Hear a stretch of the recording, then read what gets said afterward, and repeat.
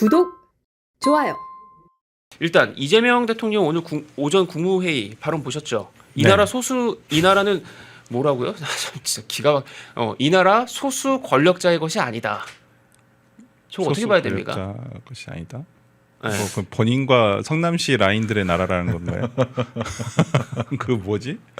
이 나라 소수 아니 무슨 권력자의 판사들이 것 권력자예요? 나는 이해가 안 되네. 판사를 염두에 둔다고 한다면 그건 아닐 것 같다라고 생각이 네. 드는데 네. 글쎄요. 지금 사법개혁에 판사들이 반발하는 게 소위 법원 내에서의 그 뭐 지금 뭐 좌편향 선향 특정 성향의 판사들이 네. 많이 있다고 하는 판사회의라든지 이런 데서 또 법관에 있는 일반 법관들에 대한 들이 주축이 되는 그 모임인데 거기서도 지금 이원성이 너무 높다. 지금 네. 사법개혁이라고 하는 것들이 특히나 사법행정처라든지 그다음에 법왜곡죄 이런 것들 너무 기존의 어떠한 법원에서 논의조차도 되지도 않던 말도 되지 않았던 것이고 그리고 법원에서 의견을 물어보지도 않았잖아요. 지금 국회에서 그렇죠. 전혀 네. 쌩 무시하고 그냥 본인들 하고 싶은 대로 하고 있는 거잖아요. 그러니까 민주당이 지금 이제 밀어붙이고 있는 법들 보면은 뭐 대법관하고 나오면 5년간 뭐 사건 못 맞는 것부터 해서 법 왜곡죄라고 하는 거 적용해 갖고 뭐 판검사들이나 뭐 이런 사람들도 뭐 죄를 묻겠다고 하는 거 그런 거 있고 그다음에 또 뭡니까 뭐 내란 전담 재판부 설치한다고 하는 것도 있고 뭐 여러 가지 막 쏟아내고 있는데 그리고 심지어 법원행정처를 없애가지고 대법원장의 법관 인사 같은 것도 앗아가는 뭐 이런 것도 하고 막 다 밀어붙이고 있어요. 네, 근데 아니 문제가 있어요. 그러니까 다 하는 거 좋아요. 할 수도 있죠. 네. 뭐 정부 성향에 따라서는 네. 뭐 국민들이 위임을 한 거니까. 근데 지금 하고 있는 방식이라든지 그 내용 자체가 너무 위헌성이 크다는 거예요. 네. 예, 할 수는 있어요. 어떻게 좀 바꿀 수는 있겠죠. 뭐 계속 우리가 뭐 몇십 년 전 제도를 안 바꾸고 그냥 그대로 쓰는 것도 문제라고 보니까. 근데 네. 지금 민주당에서 진행을 하고 있는 게 과연 진짜 개혁인지는 저는 개혁에 동의하진 않아요. 전혀 개악이라고 생각을 하기 네. 때문에 개혁이라는 단어가 민주당이 쓰는 개혁은 개혁이 아니거든요. 네. 저는 그렇게 생각하기 때문에 지금 보여주고 있는 것들은 기본적인 헌법에 있는 재판의 공정성, 공정한 재판을 받을 권리와 객관성이 전혀 보장되지 않는 제도 자체이기 때문에 더 이상 뭐 여기에 대해서 찬성을 한다거나 근데 그걸 진행하는 거에 대해서 비판하지 않을 수가 없어요. 근데 저도 어저께 민주당 관계자들을 이렇게 만나서 얘기를 들어보니까 네. 내란 전담 재판부라든지 사법개혁안을 이번 달 안에는 어떻게든 처리를 한다고 하더라고요.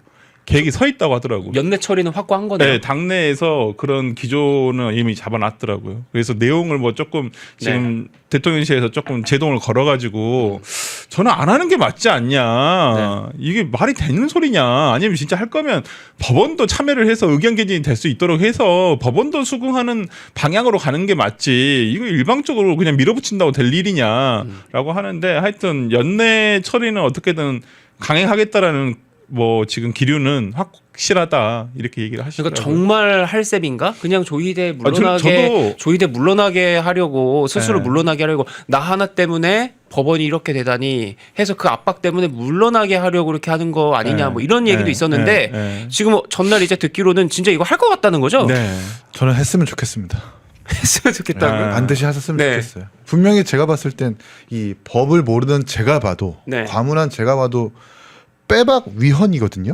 아니 그렇잖아요. 법관 삼권 분립의 나라에서 어떻게 행정부가 사법부의 고유 영역과 권한을 침해를 하냐는 말이죠. 왜 법관을 어떻게 법무부 장관이 추천위에 들어가가지고 추천을 하고 있느냐 말이에요. 네.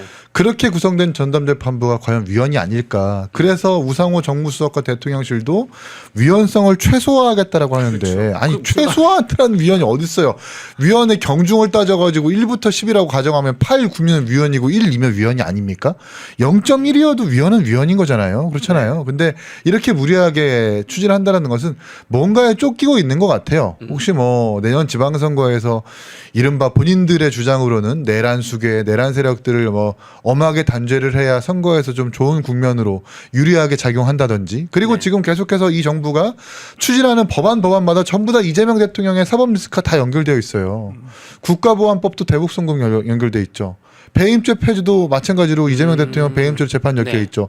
이것도 마찬가지입니다. 사법 개혁이라고 하지만 결국 자신의 사법 리스크에 대해서 유죄 취지 파기환송을 받은 조희대 대법원장 압박을 하고 그러면서도 뭐 본인들의 주장으로 내란 수괴를 처벌하는 그러니까 완전하게 그냥 복수열전하고 있는 거거든요. 복수열전이다. 그렇죠. 그래서 전 제가 볼 때는 그냥 무리하게 추진하시라. 그래서 완전하게 위헌 판정 받고 위헌 법률 제청 신청 받아가지고 재판 중지되고 결국 위헌 받아가지고 지금까지 했었던 내란 재판 전부 다 무위로 돌리는 그런 뭐 정말 엄청난 사태가 한번 일어나야 이 정부와 집권 여당이 정신 차릴 거다라는 생각이 근데 듭니다. 저는 그런 얘기도 있어요. 혹시 네. 이거 윤석열 전 대통령이 일부러 풀어주려고 이거 일부러 추진하는 거 아니냐? 왜요? 어떻게 그게 돼요? 아니 이게 위헌 제청을 만약 받아들이게 된다면 재판 정지가 되잖아요. 아까 내란 전담작품만 하면 그냥 네. 구속기간이 6개월 오버를 해버리면 이제 추가 구속영장이 나올지 안 나올지는 모르겠는데 보통 이런 사건들은 추가 영장 신청하면 대부분 나오거든요. 네. 법원에서 발부를 네. 해버리거든요. 근데 만약 그게 안 된다는 상황에서 1월 18일인가가 아마 뭐 그렇더라고요. 영장 그 기간이 1심 네. 6개월이 딱 그 시간이 걸리는데 왜냐하면 민주당으로서는 정치적으로 봤을 때는 내년 지방선거 한다면 윤 전 대통령이 나오는 게 자신들한테는 더 유리하다고 봐요. 기본적으로 네. 나오셔가지고 또 승리했다고 하실 거 아니에요. 그러니까 윤 전 절차마다 시시비비를 다 가릴 수 있다는 얘기죠. 그러니까요. 저런 식으로 그러니까 뭐 여기 우리 구독자 하면. 중에는 윤 네. 대통령이 나오시는 걸 더 좋아하시는 분도 계시겠지만은 선거만을 생각한다면 그렇지는 않다라는 게 최근의 기류예요. 중도층에서도 네. 저는 윤 전 대통령이 차라리 그 힘드시겠지만은 거기 네. 안에 계시는 게 더 낫다라고 정치적으로는 해석이 돼요. 네. 근데 민주당에서 밀어붙이는 이유는 밀어붙여도 괜찮다. 밀어붙여도 이거 위헌 가도 상관없다. 네. 거기에 정치적인 손해가 없다. 오히려 정치적으로는 자신들이 더 유리하다고 생각을 하기 때문에 이거 제가 그냥 쓱 농담처럼 물어봤는데 굳이 부인을 안 하시더라고요. 본인들은 굳이 부인을 안 하시더라고요. 야, 네. 참 지금 보시면 지금 이재명 워딩이 이거예요, 여러분. 지금 가뜩이나 민주당 사법개혁안을 가지고 이제 연말 정치권도 그렇고 법조계도 그렇고 정말 나라가 지금 떠들썩하잖아요. 삼권분립 파괴되고 있다고. 근데 이재명이 오늘 오전에 원래 개혁이라는 말의 뜻은 가죽을 벗기는 것으로 그만큼 아프다는 뜻이다. 갈등과 저항이 불가피하다. 이를 이겨내야 변화가 있다. 그게 바로 개혁이다. 그러면서 변화에 따라서 이익을 보는 쪽도 손해를 보는 쪽도 있기 마련이다. 이뤄야 하는 쪽은 당연히 잃기 싫을 것이다. 저항 갈등 없는 개혁은 개혁 아니야. 이런 일 못하면 대체 뭘 할 수 있겠어?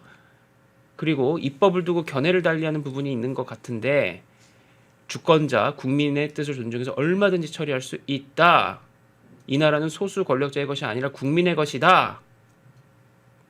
이게 도대체 뭔 소리예요? 이게? 그러니까 뭐 그거네. 판사들이 자신의 기득권이 뺏길 것 같으니까 반대하는 거 아니냐라고 네. 얘기를 하고 있는 것 같은데 아니 다 좋아요. 개혁 어렵지만 해야 된다고 뭐 볼 수도 있어요. 이제 우리가 지금 지적을 하는 부분은 헌법을 넘어서지 않는 범위에서 하라는 거잖아요. 네. 무조건 국민 주권으로 하게 된다면 저게 전체주의지 그러니까 히틀러가 뭐가 틀리냐고요. 히틀러도 다 법으로 했어요. 그렇죠. 법을 통해서 법을 네. 무력화시키고 뭐 히틀러가 그랬죠. 쿠데타 이렇게 해가지고 그 독일을 장악한 게 아니에요. 나치당이라는 당을 해가지고 본인이 유리한 입장에 가니까 다 개헌을 국회를 통해서 당시 독일 의회를 통해서 통과된 법을 기준으로 해가지고 저렇게 전체주의를 한 거예요. 네. 지금 이재명 대통령의 발언은 정확하게 전체주의예요. 헌법 무시해도 된다는 얘기예요. 지금 저런 발언이 한두 번 나온 게 아니에요.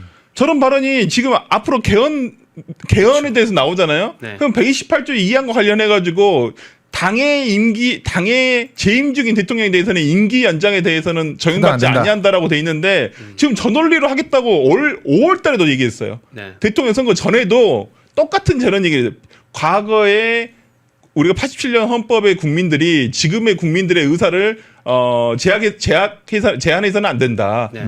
이런 식으로 얘기를 했단 말이에요. 그러면 지금의 국민 주권이라고 본인들은 얘기하겠지만 그냥 일부 그것도 개딸들 아니면 진짜 그 선동된 어떤 그 뭐 진보 진영에 있는 사람들 뭉친 사람들이 과반만 넘으면 뭐든지 할 수 있다는 거잖아요. 그렇죠. 이게 뭔 말도 안 되는 이게 무슨 법치주의하고 민주주의예요. 이게 말도 안 되는 거지.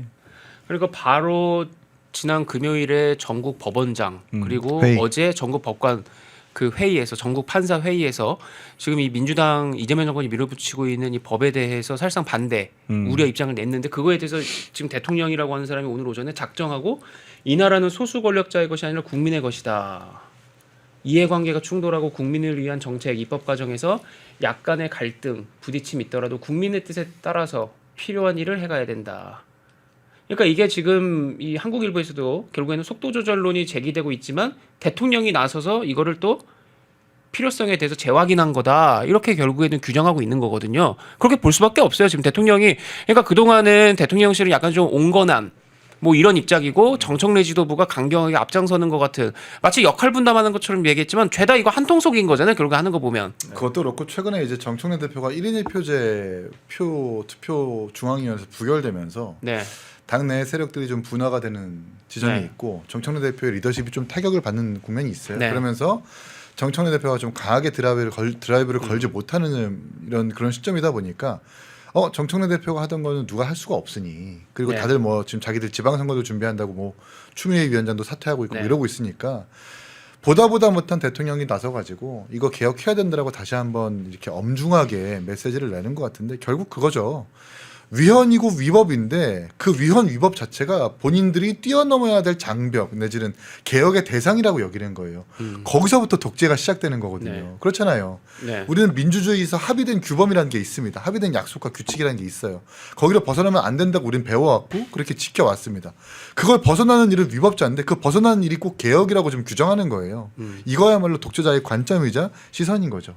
개혁이니까 해라고 오늘 이제 대통령이 또 찍어서 딱 그 지금 어떻게 보면은 거의 뭐 오도 주듯이 무슨 뭐 조폭 수장이 오도 주듯이 꼭 이제는 보여요. 이재명이 저러는 거 보면. 그러니까 이재명 대통령을 알려면 네. 과거에 성남시장 이재명부터 연구하면 돼요.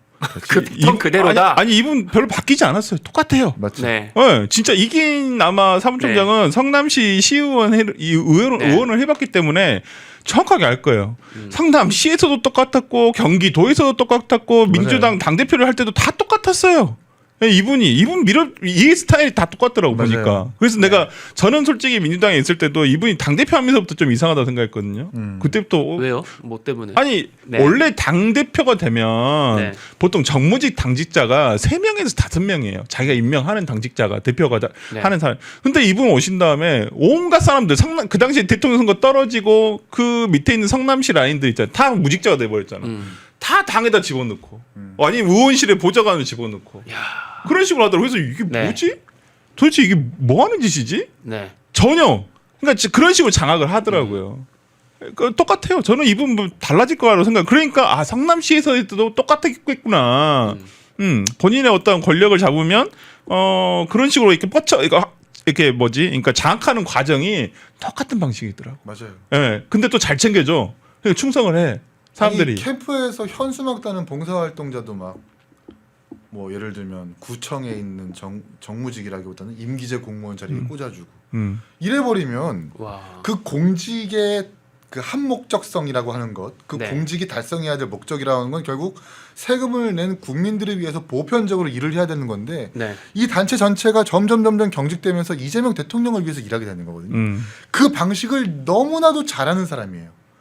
뭐라도 꽂아줘서 입을 막게 하고 그 사람을 날 무조건 맹목적으로 충성하게 해서 집단을 만든 다음에 그게 성남이든 경기도든 당이든 정부든 간에 그렇게 장악해가지고 나라까지 뭔가 자신의 어떤 잘못, 범죄, 재판 등을 하나하나씩 삭제하는 것. 그게 이재명 대통령의 방식이거든요. 이거 저는 뭐 여러분들은 되게 와 이거 뭐 이러지? 잘 안 봤으니까. 근데 진짜 이걸 겪어본 사람들은 진짜 나는 그래서 사무총장이 네. 진짜 누구보다도 일타강사예요. 이재명 잘하는 이자랄이에요, 진짜. 김현지 자랄, 네. 이재명 자랄. 겪어보면 알아. 맞아요. 진짜로. 그러니까 여러분들이 모르는 성남 라인들 수도 없어요. 진짜 그런 사람들 다 지금 어디 다 요직에 가 있을 거야. 우리가 보통 대통령실만 눈 켜서 보니까 그렇지. 네. 다른데 진짜 많이 가 그러니까 있어요. 100이라는 한 포장지에 이재명 대통령만 보는 사람들 뭐 개딸 포함해가지고 그런 분들은 아마 환상을 가지고 계실 거예요. 일 잘하고 소신 있고 네. 추진력 있고.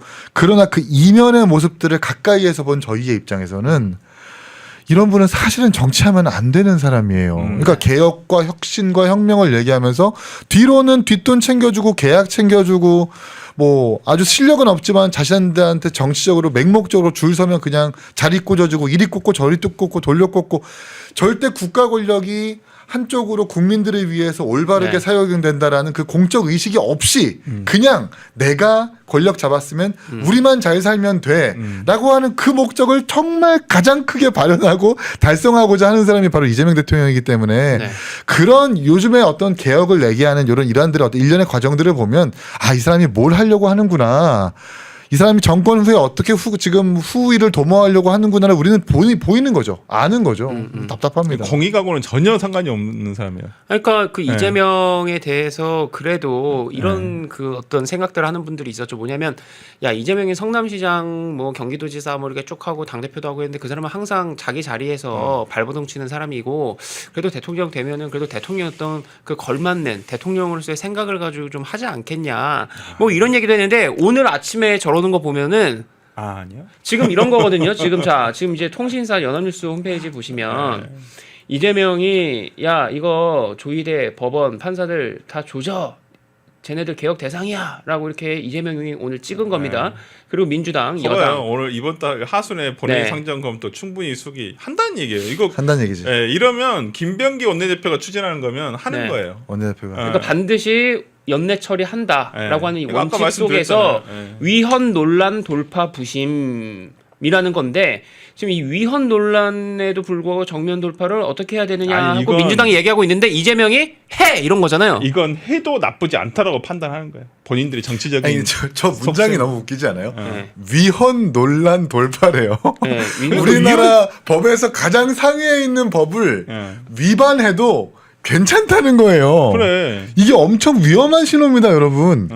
헌법을 위반해도 괜찮으니까 못 먹어도 고라고 하는 거거든요. 네. 이게 말 그대로 독재예요, 독재. 야. 여기서부터 시작되는 겁니다. 진짜 이 전체주의적인 사고, 조직 운영, 국가의 운영이라고 하는 게 나치식이잖아요, 진짜. 우리를 이거. 정말 그 네. 최소한의 규범이라고 하는 그 법안의 틀에서 항상 국가를 운영했었는데 그 틀을 이제 벗어나도 괜찮다라는 신호를 이제 노골적으로 주고 있는 거라고 좀 봐요. 네. 이거 진짜 위험한 신호다. 야, 근데 진짜 참 이기인 개혁신당 사무총장은 대체 팔자가 어떻게 이렇게 억센 팔자냐? 그러니까 이재명 잘할, 김현지 잘할, 정말 독한 사람들 잘할이에요. 이 정부에서 참 쓸모가 많다. 아무것도 모르고 시의원 됐는데 가보니까 이재명 시장이 있었던 거 어떻게 해요, 제가 도대체. 아니, 전 진짜 이재명 시장이라는 사람에 대해서 네. 사감도 없었었는데 네. 들어와서 보니까 앞뒤가 너무 다른 거예요, 사람들이 진짜. 네. 정책적으로 뭔가 지적을 하거나 질의를 하면 저에게 공천권을 가지는 국회의원 비서관한테 전화해가지고 정진상 네. 비서실장이 쌍욕을 하고 이긴 못하게 해라 막아라. 네. 그렇게 못된 정치들만 하는 사람들이 모인 곳이 그때 당시에 성남지였어서 제가 이 뭔가 싸움을 멈출 수 없는 까닭이기도 하죠. 좀 답답합니다 진짜. 야, 지금 조희대 대법원장 이제 민주당 정권에서 이렇게 보고 있어요. 지난 대선 직전에 이재명의 공직선거법 위반 사건 상고심에서 이례적으로 빠르게, 그러니까 재판 빨리 해도 선고 빨리 해도 이 문제인 거예요, 그죠? 지금 저 사람들은 그래서 빠르게 유죄 취지의 파기환송 내려진 것과 관련돼서 대선 개입 혐의, 그리고 전직 대통령 윤석열 내란 혐의 재판에서 무작위 전산배당 원칙 어기고 특정 재판부의 사건을 지정배당했다는 의심도 아이, 말도 받는다. 안 그래서 돼. 공수처가 조희대도 지금 입건하고 지기현도 입건했다는 거예요. 아니 근데 이건 뭐 그렇게 뭐 걱정할 우려가 네. 생기지 않는 게 네. 공수처가 이제까지 수사 제대로 한 거 있나요? 음. 이제까지 5년 다 돼가는데 이제까지 구속 딱 한 명 시켰어요. 음. 예. 뭐가 있어요, 솔직히. 6건 기소하고 4건 네. 무죄에다가 예. 네. 제가 볼 때 굉장히 무능한 수사기관이에요. 근데 제가 그 안을 들여다 네. 보니까 내부 얘기를 좀 들어보니까 그럴만하더라고 보니까. 예, 이게 그 저번에도 한번 말씀드렸습니다만은 인사권과 일반 행정직 인사를 휘두르는 쪽과 수사를 하는 쪽이 이게 달라져요. 원래는 그 검찰은 그 인사도 다 수사를 하는 사람들이 하잖아요. 장으로서. 근데 여기는 일반 행정직이 들어온단 말이에요. 그러면 이 인사가 제대로 이루어지지 않아요. 실제 일하는 사람 따로 노는 사람 따로 이렇게 돼버려요. 그러니까 이 수사 효율성이 오를 수가 없어요. 누가 있으려고 하겠어요. 저런 기구에. 네. 제가 봤을 때는 공수처는 진짜 장기적으로는 폐지해야 한다는 봐요. 아니면 폐지를 하든지 아니면 다른, 그러니까 저는 개인적으로는 그 검찰의 수사권을 분배를 해야 한다고 생각을 하거든요. 네. 근데 독립된 청을 다 만들어서 예를 들어서 마약 같은 마약 수사청, 이런 식으로 해서 나눠가지고 하되 대신 기소와 어떤 수사 감독은 검찰에서 하는 걸로 이런 식으로 가는 게 맞지. 지금의 저는 공수처는 진짜 민주당이 만들어놓은 진짜 뭐라 해야 되나 뇌 없는 괴물이 돼 버렸어요. 뇌 없는 괴물이 돼 버렸어. 뭐 할 줄 아는 게 없어. 그냥 진짜 그렇게 돼 버린 거야. 인공적으로 만들어놓은 뇌 없는 괴물이 돼 버린 거야. 근데 지금 공수처도 그렇고 결국에는 뭐 3대 특검 뭐 끝나고 또 한다 그러잖아요. 2차 종합특검 또 띄운다 아니, 그러고. 결국엔 이게 그냥 다 정치의 어떤 뭐 민주당의 어떤 뭐 하수구 처리장도 아니고 이게 뭔지. 왜냐면 김용민 민주당 의원 지금 법사위 간사잖아요. MBC가 갖고 한 딱 그 부제들 보면은 하나하나 나옵니다. 조희대는 공수처도 수사하지만 특검도 수사해야 된다. 윤석열 편든 사람이고 윤석열 내란 세력하고 이거 지금 동조한 사람이다. 그래서 이거 털어야 된다. 해가지고 네 보이시죠? 조희대 수사 특검이 의지는 있는데 파견 검사들의 의지가 부족하다는 제보가 있대요. 그러니까 조희대 수사 특검도 내란 특검도 그렇고 다 해야 되는데 특검 의지는 있는데 파견 검사들의 의지가 부족하다는 제보가 있다. 장난치나 진짜. 그러면서 뭐 이런 얘기합니다. 뭐 법원장 회의에서 지금 이 내란 전담 재판부도 그렇고 이 우려 입장 내니까 조희대 사퇴하라는 목소리를 법원장 회의에서 내야지 하면서 지금 김용민이 MBC 가서 그런 말을 지금 떠들고 그리고 이 조희대에 대해서도 저 진행자가 물어보는 거예요. 입건되면 대법원장 자리 유지하는 것이 이해충돌 비슷한 건 아니냐. 그러니까 입건만 가지고 입건된 것만 갖고 그렇게 하긴 그렇지만은 일반적으로 입건되면 피의자다 형사소송법상. 그러니까 바로 우리가 물러나야 된다. 뭐 이렇게 하기는 어렵지만 범죄 가능성이나 정황을 보면 이미 매우 의심스러운 상황이다. 12.3 비상계엄 때 윤석열 편 들어주는 속보 냈던 거 이런 것들 보면은 최소한 불법 비상계엄 그러니까 내란의 중요 임무 종사까지는 아니더라도 저거 뭐라고 뭐 부하 내동해가지고 저렇게 뭐 방조 역할을 하는 그런 역할을 했다고 나는 본다. 그러니까 이 상태면 물러나는 게 맞다. 그러니까 지금 특검도 조희대를 수사해야 할 것이요, 공수처도 조희대를 수사해야 할 것이요. 수사해야 된다는 거잖아요. 괴롭혀야 된다는 거잖아요. 그러니까 한마디로. 저게 국회의원을 할 소리입니까? 법사위 예, 국회의원이 진짜 이 사법부 개혁이 시급한 게 아니라 지금 국회 개혁이 시급하네요. 아니 저게 말이냐고요. 저게 네. 저게 말이 되는 얘기를 하는 지금 뭐 입으로 배설하는 거냐고요. 저게 진짜 그러니까 대법원장이 계엄 국면에서 어떠한 제스처를 취하지 않았으니까 윤석열 대통령이 계엄에 동조했다는 논리인 거잖아요. 바로 위헌이라고 계엄은 위헌이다라고 대법원장이 바로 입장을 냈어야 되는데 아니, 왜 계엄 해제되고 나서 입장을 내냐? 독립운동 끝나고 그러니까 독립되고 나서 독립운동하는 거다 막 이러면서 조희대도 같은 세력이다 뭐 이런 거예요. 김용민 얘기는. 국무총리는 계엄 해제 들어오지도 않았다니까요. 감기 걸려서 자고 있다가 약 먹고 잤잖아요. 김민석 총리는 여의도 지역군데. 그런 말도 뭐 이해충돌? 무슨 소리 하는 거야 도대체. 같은 법사위에 앉아 있는 장경태 의원이 이해충돌이에요. 그러고도 저렇게 뻣뻣하게 버티고 있는데 지금 뭔 소리 하는 거야 진짜. 이 모든 게 이제 결국 대통령 유죄 취지 파기환송 받은 조희대 대법원장 밉다 그거예요. 네, 그거예요. 그래서 그거. 대법원장 진짜. 당장 물러나라 이거고 그리고 전 되게 웃긴 게 네.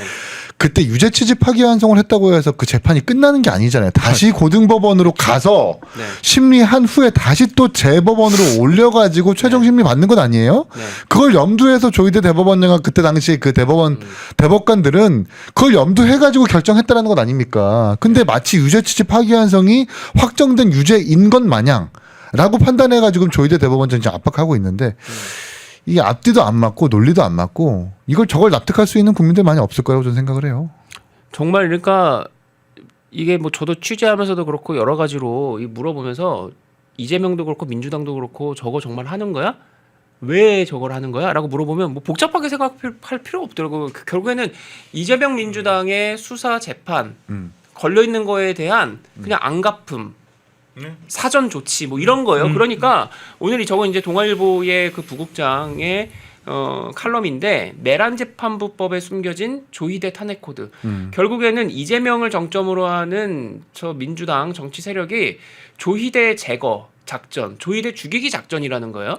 그래서 결국에는 조희대가 스스로 책임지고 압박 느껴서 물러나든지 하는 식으로 결국에는 대법원장 탄핵할 빌미로 삼을 뭐 그런 것들이다 다. 그러니까 조희대 한 명 결국 저렇게 찍어내려고 저렇게 보란 듯이 다 사법부 조직이 들어가는 거잖아요. 이제 전담재판부 지금 민주당이 추진하는 법안에 따르면 그 법관 추천위에서 추천받은 날짜로부터 일주일 이내에 대법원장이 법관을 임명해야 된다는데 네. 지금 대법원장과 전국 법관회의에서 볼 수 있듯이 안 할 거예요. 이건 위헌 논란이 아니라 위헌 소지가 다분하니까. 근데 그 안 한다라는 걸 빌미로 너 법을 위반했으니까 당신 탄핵이야. 라고 하는 그 빌드업을 쌓기 위해서 전담재판부를 지금 만드는 거다라는 취지의 지금 논조의 보도이거든요. 칼럼이거든요. 전 굉장히 일리가 있다고 봐요. 네. 위헌 소지가 있음에도 무리하게 추진하는 이유가 뭐냐. 어떻게 이렇게 해도 저렇게 해도 대법원장이 물러나지가 않으니까 네. 일단 위헌 논란이 있어도 대법원장부터 아웃시킨 다음에 나중에 위헌에 대해서는 한번 다 가려보자라고 하는 정치적 어떤 뜻이 담겨 있는 것은 아닐까라고 해석할 수 있겠습니다. 참 그렇습니다. 그러니까 지금 보시는 것처럼 그 법안에 결국에는 외부 기관의 법관 인사 개입에 대해서 법원행정처장은 이건 삼권 분립이 붕괴되는 거다라고 입장을 냈는데 그럼에도 불구하고 밀어붙여갖고 대법원장이 그런 법률을 따를 수 없는데도 따르게끔 그 환경을 만든다는 거죠, 상황을. 그래가지고 대법원장에게 선택지를 두 가지를 주는 거다. 하나는 이거 나 임명해라. 뭐 하거나 아니면 나 따를 수 없다. 이러면서 사퇴하든지 하여튼 그런 식으로 지금 몰아가는 거다라고 보는 거예요. 탄핵을 해버리든지 하는 식으로. 그러니까 아니 어떻게 조희대 대법원장 한 명을 저렇게 보복하려고 저렇게까지 들쑤실 수가 있는 건 법원을 들쑤실 수가 있는 건지 사실 믿기지가 않아요. 진짜 오로지 딱 그 감정 하나. 5월 초에 있었던 그 파기환송심 사건. 그거 하나 때문이에요. 다른 거 없어요. 조희대랑 뭔 상관이 있겠어요, 저 사람이. 그리고 뭐 조희대 대법원장이 뭐 윤석열 전 대통령이 임명했다고는 하지만 그렇게 뭐 인연이 깊은 것도 아니었었고. 네. 그렇다면 진짜 그 감정 하나밖에는 없다라는 걸로밖에 안 보여요. 지금 하고 있는 거 보면 네. 진짜 법원 안에서도 부글부글 할 거예요. 판사들이 이런 거 보고 있으면 네. 야 진짜 해도 너무한다. 적당히 좀 하지. 근데 지금 뭐 그런 거 하나도 없거든요. 구독, 좋아요. 예, 2부 시작하겠습니다. 양일국 박사님 나오셨습니다. 어서 오십시오. 안녕하세요. 예. 국가보안법 폐지안에 관한 역풍이 거세게 불고 있다. 이런 소식이 좀 전해지고 있는데요. 민주당 그리고 조국혁신당, 진보당 이 의원들 31명이 공동 발의한 법이 있죠. 국가보안법 폐지 법률안인데 이 관련해서 국회에 청원이 들어왔어요. 2개의 청원이 들어왔는데 이 국보법 폐지 법안에 대한 반대 철회 이 청원이 2개가 올라왔어요. 아침에 확인해 보니까 국보법 폐지 철회 청원에는 10만 명 이상이 지금 청원에 동의를 했고 국가보안법 폐지 반대 청원에는 8만 명 이상의 반대가 들어왔던데 이 어쨌든 반대 철회 똑같은 이제 의사표현인데 2개가 별도로 올라와 있어요. 전체 순위에서는 2등, 3등, 2위, 3위로 아주 상위 랭커에 올라와 있습니다. 나흘 만에 무려 18만 명이 지금 넘는 상황으로 굉장히 많은 관심을 받고 있고요. 이 국가보안법 폐지안에 대한 그래서 거센 역풍이 불고 있다 이런 이야기가 들리는데 어떻게 보셨어요? 우선 아직 대한민국에 예. 상식 있고 건전한 국민들이 다수다 이렇게 볼 수 있겠고요. 이번에 국가보안법 폐지의 뭐 움직임이 있지만 뭐 실질적으로 거기에 힘을 실어준 저 여권 국회의원은 뭐 30명 남짓인 것 같고 뭐 전체 300명 중에 10분의 1 수준이다. 뭐 긍정적인 의미에서 본다면 아직 미약하다고 볼 수도 있겠지만 많이 늘어났다고도 볼 수 있죠. 예를 들어서 한 3, 40년 전에 대한민국을 돌아본다 그러면 감히 아마 이런 법안을 국회의원 30명이 낼 수 있을까. 그리고 우리가 국가보안법이라는 것이 갖고 있는 자유민주 사회에서의 뭐 기본적인 한계점 그건 뭐 다 알고 있습니다. 뭐 분단이라는 특수한 상황에서 우리가 필요하다는 것이지. 그런데 우리가 한번 잘 생각해 볼 부분이 지금 국가보안법이 있어서 과연 정상적인 시민들의 자유가 뭐 얼마나 제약받는가. 뭐 제가 전 시간에도 말씀드렸습니다만 제가 어디 일선 학교에 특강을 나갈 때 이승만 박정희 시기에 공을 이야기하기가 더 눈치 보이지 무슨 북한이나 구소련의 뭐 긍정적인 측면을 얘기하는 데는 전혀 제가 제약받는다는 느낌이 안 들거든요. 그리고 일선 교사들도 그래요. 뭐 특강 같은 데 가보면은 그 강의하기 전에 꼭 좀 PPT를 달라 그래요, 교사들이. 그래서 이제 그 PPT에 조금만 예를 들면 좀 자유우파적 시각이 들어가면은 저 선생님 죄송한데 이 부분만 좀 이렇게 만져주시면 안 될까요? 오히려 자유우파 진영이 지금 탄압받고 있는 게 문제인 거지. 지금 국가보안법 폐지를 들고 나오는 것은 시대적으로나 여러 가지 사회 현상에서 맞지 않다고 봅니다. 자, 그렇다면 지금 말씀하시는 것처럼 국민들이 사실은 어떤 피해를 당하지 않는다. 이 국가보안법으로 인권이든 민주주의든 사상의 탄압을 받고 있다. 사상의 자유를 탄압을 받고 있다. 이게 국가보안법 폐지론자들이 오랫동안 주장했던 근거고, 이번에 국가보안법 폐지를 공동 발의한 의원들도, 민주당, 조국신당, 진보당 의원들도 그것에 기조를 가지고 있는데, 사실은 국가보안법에 벌벌 떠는 사람들은 있지 않습니까? 실질적으로 떠는 사람들이 있잖아요. 그건 뭐 정상적인 국가관을 가진 사람이라면 네. 국가보안법이 내 삶을 제약할 아무런 이유가 없다. 그리고 우리가 70년대에 지금 국가보안법보다 훨씬 더 그 유추와 적용이 엄격했던 반공법이 있던 시기에도요. 네. 뭐 70년대 남북 적십자 회담이라든가 이산가족 상봉 교환 아무 문제 없었거든요. 그리고 2000년대 이후에 DJ 정부의 햇볕 정책이 국가보안법 때문에 뭐 제약을 받았다는 얘기 전 들어본 적이 없거든요. 오히려 불법 무기를 만들고 있는 북한 측에다가 자금을 보내준 것까지도 큰 의미의 통치행위라고 덮어주지 않았던가요? 그래서 국가보안법이 뭐 남북의 화해 교류나 민주적 질서를 방해한다는 것은 좀 시대착오적인 얘기 같고요. 그리고 그러면 우리가 분단을 경험했던 다른 나라들이 어떻게 했는지 좀 과거를 보면 좀 우리가 이 문제가 잘 보일 텐데, 서독의 경우에는 이제 그 헌법이 기본법이었습니다. 거기에 뭐라고 돼 있냐면 민주주의 자체를 파괴하려는 시도는 원천봉쇄하겠다고 거기 선언이 돼 있습니다. 네. 그리고 실제로 1952년에 나치를 표방했던 사회주의 제국당을 해산시켰고요. 56년에 독일 공산당도 해산시켰습니다. 그러니까 뭐 우리가 통합진보당을 과거 해산시킨 경험에 비추어 볼 때 분단 국가들이 이렇게 강력한 보안 안보법을 갖고 있는 것은 너무나 자연스러운 일이다 이렇게 볼 수 있고요. 그리고 아예 그 동서독은 분단 초기에 그 헬무트 콜이라는 단단한 총리가 있었는데 이분이 대외적으로 할슈타인 원칙이라는 걸 표방했습니다. 그건 뭐냐면 공산국가는 우리의 적이다. 그리고 공산국가와 단 한 개라도 수교를 맺으면 그 나라와 우리는 단교한다. 무서운 반공법을 가지고 그 국가의 기강을 잡았거든요. 그래서 뭐 모르겠습니다. 지금 여권에 과거에 국가보안법 때문에 좀 고초를 겪은 분들이 아직도 과거에 그 불편했던 그런 기억에 사로잡혀 계신지는 모르겠으나, 지금 전방위적으로 북중러를 대상으로 간첩법이라든가 국가 안보에 대한 조치를 확대해야 될 이 시점에 국가보안법을 들고 나온 것은 마케팅 차원에서도 적절치 않은 타이밍이었다 이렇게 보입니다. 아, 그러면 북한의 입장에서 볼 때도 사실은 국가보안법 지금 두 개의 국가론을 더군다나 주장하고 있잖아요. 그럼 북한의 이제 통일전선에 또 일부 이제 변화가 있을 텐데, 뭐 지금은 이제 북한의 입장에서 보면 과거에는 국보법이라든가 이런 거 폐지를 강하게 했나, 지금은 별로 그다지 크게 관심을 갖지 않는다는 겁니까? 그렇죠. 일단 지금 김정은 체제 자체가 지금 대내외적으로 엄청난 압박과 위기를 느끼고 있으니까 어떻게 보면 두 개의 국가론이라는 것도 사실은 우리가 남한을 집어먹겠다는 것을 포기한 거거든요, 사실은. 그래서 지금 체면이 말이 아닌 상황입니다, 북한이. 근데 그럼에도 우리가 지금 이제 명심해야 될 것은 동서독이 완전히 통일됐을 때, 동독이 완전히 주저앉았을 때 서독에 암약하고 있던 동독 간첩이 한 4만 5천에서 5만 받거든요. 그래서 기본적으로 국가는 명줄이 끊어지는 그 순간에도 간첩 활동을 포기하지 않는 겁니다. 그런 측면을 우리가 명심해야 될 것 같고, 그리고 유엔 인권 이사회라든가 북한 인권 조사위원회 같은 그 세계적인 그 공인받는 기관들이 북한이나 중국의 그 안보 관련된 법안들에게 공통적으로 지적하는 부분이 있어요. 너무 법안이 추상적이다. 너무 법안이 추상적이어서 귀에 걸면 귀걸이, 아무나 잡아들일 수 있는 강력한 법을 유지하고 있는데 그것이 인권 탄압의 요인이 된다는 뭐 얘기가 수차 나오거든요. 그럼 우리도, 대한민국도 좀 그 간첩이라든가 국가 안보를 저해하는 사람들을 처벌할 수 있는 그 폭을 넓혀야 될 때인데, 지금 외연을 넓혀야 될 때 지금 좁히려고 하는 것이 아닌가. 그 일부 사람들은 그럽니다.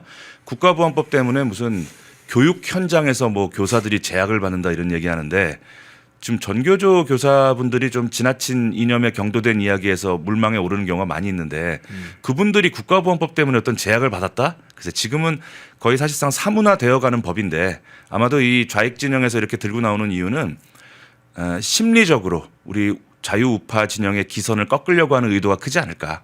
이미 이 법이 있든 없든 그분들 별로 제약받고 있는 거 없는 것 같습니다. 예. 자, 혹시나 지금 그 자료 있으면 한번 좀 띄워주시겠습니까? 31명의 명단이 혹시 있나요? 예. 지금 살짝 한번 띄워주시죠. 예, 31명 국가보안법 폐지 법안을 공동 발의했다는 31명. 자, 순서대로 기억 니은 순으로 지금 돼 있는 것 같은데요. 자, 김준혁, 김우영, 이재갑, 정혜경, 문정복, 조계원, 신영대, 이재정, 최혁진, 김정우, 김상욱, 이하견, 이기현, 김용민, 이주희, 양문석, 민영배, 김준영, 윤종호, 전종덕, 김선민, 정춘색, 손솔, 차규근, 김재원, 이혜민, 용혜인, 신장식, 강경숙, 박은정, 한창민. 이렇게 약간은 당으로 좀 모아놓은 것 같기도 하고 그러네요. 섞여져 있네요. 사실 보니까 최혁진이라 무소속인데 막 섞여져 있는 것 같습니다. 이름은 한 번씩은 저자들 스스로 간첩 본색을 먼저 드러냈던 자들이니 한번 국가안법 폐지론자들이라고 할 수 있는 저자들은 한번 기억을 해주시기 바랍니다. 이름을 들으면 딱딱딱 한 번에 기억될 만한 그런 의원들도 수십 명이 있습니다. 예, 그 현장까지 살펴봤습니다. 자, 이번에는 외교 군사 분야의 전장으로 한번 가보겠습니다. 트럼프 정부의 외교 군사 경제 분야의 전략 지침서라고 할 수 있는 국가안보 전략이 공개가 됐습니다. 한국의 중국 견제, 대중 견제 문제도 상당히 명시적으로 담겼는데 이번에 국가안보 전략 이 내용 어떤 차원에서 내용을 보셨어요? 저처럼 이제 국제 안보 문제 이제 공부하는 학생들은 예. 요거 이제 내셔널 시큐리티 스트레티지 국가 안보 전략이라고 하는데 요 문건 나올 때마다 죽어납니다. 대학원생 시절에. 그래요? 이제 지도 교수가 이제 이거 요약해서 발표해 누가 할 거야 뭐 이러면 예. 한 25페이지, 30페이지 안팎의 작은 PDF 문서인데 그냥 백악관 홈페이지 가면 그냥 나눠줍니다. 근데 두 가지가 재밌죠. 한 국가의 세계 전략, 우리는 누구를 적으로 여기고 있고 누가 우리의 친구다 하는 예. 전체적인 세계 경영의 판을 이렇게 PDF 문서로 만들어서 전 세계에 나눠준다. 이거는 거의 세계 최강대국만이 할 수 있는 여유다 이렇게 볼 수 있고요. 그리고 우리나라의 많은 국제 문제 논평하는 분들이 사실 잘못 알고 계신 부분들이 있는데 미국은 대통령이 누가 되느냐에 따라서 국내적인 정책의 우선순위는 좀 바뀔 수 있지만은 대외적인 미국의 세계 전략은 거의 안 바뀝니다. 그러니까 오바마 대통령 때의 국가 안보 전략이나 지금 트럼프 2기 행정부의 안보 전략이나 대동소이한 거예요. 다만 대통령의 스타일에 따라 조금 직설적인 표현이 있느냐, 같은 얘기도 조금 애둘러서 하느냐 그 차이만 있는 겁니다. 그래서 NSS 문서의 공통적인 특징 첫째는 힘을 통한 평화를 추구하는 게 항상 골자가 있습니다. 강력한 국방력으로 평화를 만든다. 두 번째는 시기별로 미국이 누구를 적으로 하고 있는지가 명시됩니다. 지금은 당연히 중국이 명시되어 있는 것이죠. 그리고 미국인의 생명과 삶의 질을 유지 보존하기 위한 방법에 모든 초점이 맞춰 있습니다. 그래서 좀 본격적인 이야기 앞서서 지금 대한민국 정부는 이런 거 하고 있는가? 네. 대외적으로 우리가 국력상 그걸 공개할 수는 없겠지만 우리나라의 청와대나 안보실이 이런 국가적 우선순위, 우리의 지금 현재 적은 누구고 누가 우리의 친구인지 이런 기본 얼개와 방향이 지금 있는 것인가 이런 것 이 방송을 좀 여권 관계자가 본다면 서둘러 좀 만드시라 제가 말씀드리겠습니다. 예. 주 내용 좀 한번 좀 소개를 좀 해주시죠. 예, 이번 트럼프 2기 행정부의 NSS는 이제 제가 쭉 읽어보니까 3명의 얼굴이 머릿속에 떠올랐습니다. 첫째는 예. 하늘은 스스로 돕는 자를 돕는다는 성경의 원리가 깔려 있다는 게 느껴졌습니다. 이제 동맹이란 이유만으로 우리가 시혜를 베풀지 않겠다. 그건 대만, 대한민국, 일본에게 주는 메시지가 크다고 봐야 됩니다. 두 번째는 국가의 생존은 스스로 지켜야 한다는 현실주의 국제정치의 그 얼굴이 보였습니다. 너희들 GDP에서 국방비 올려야 된다.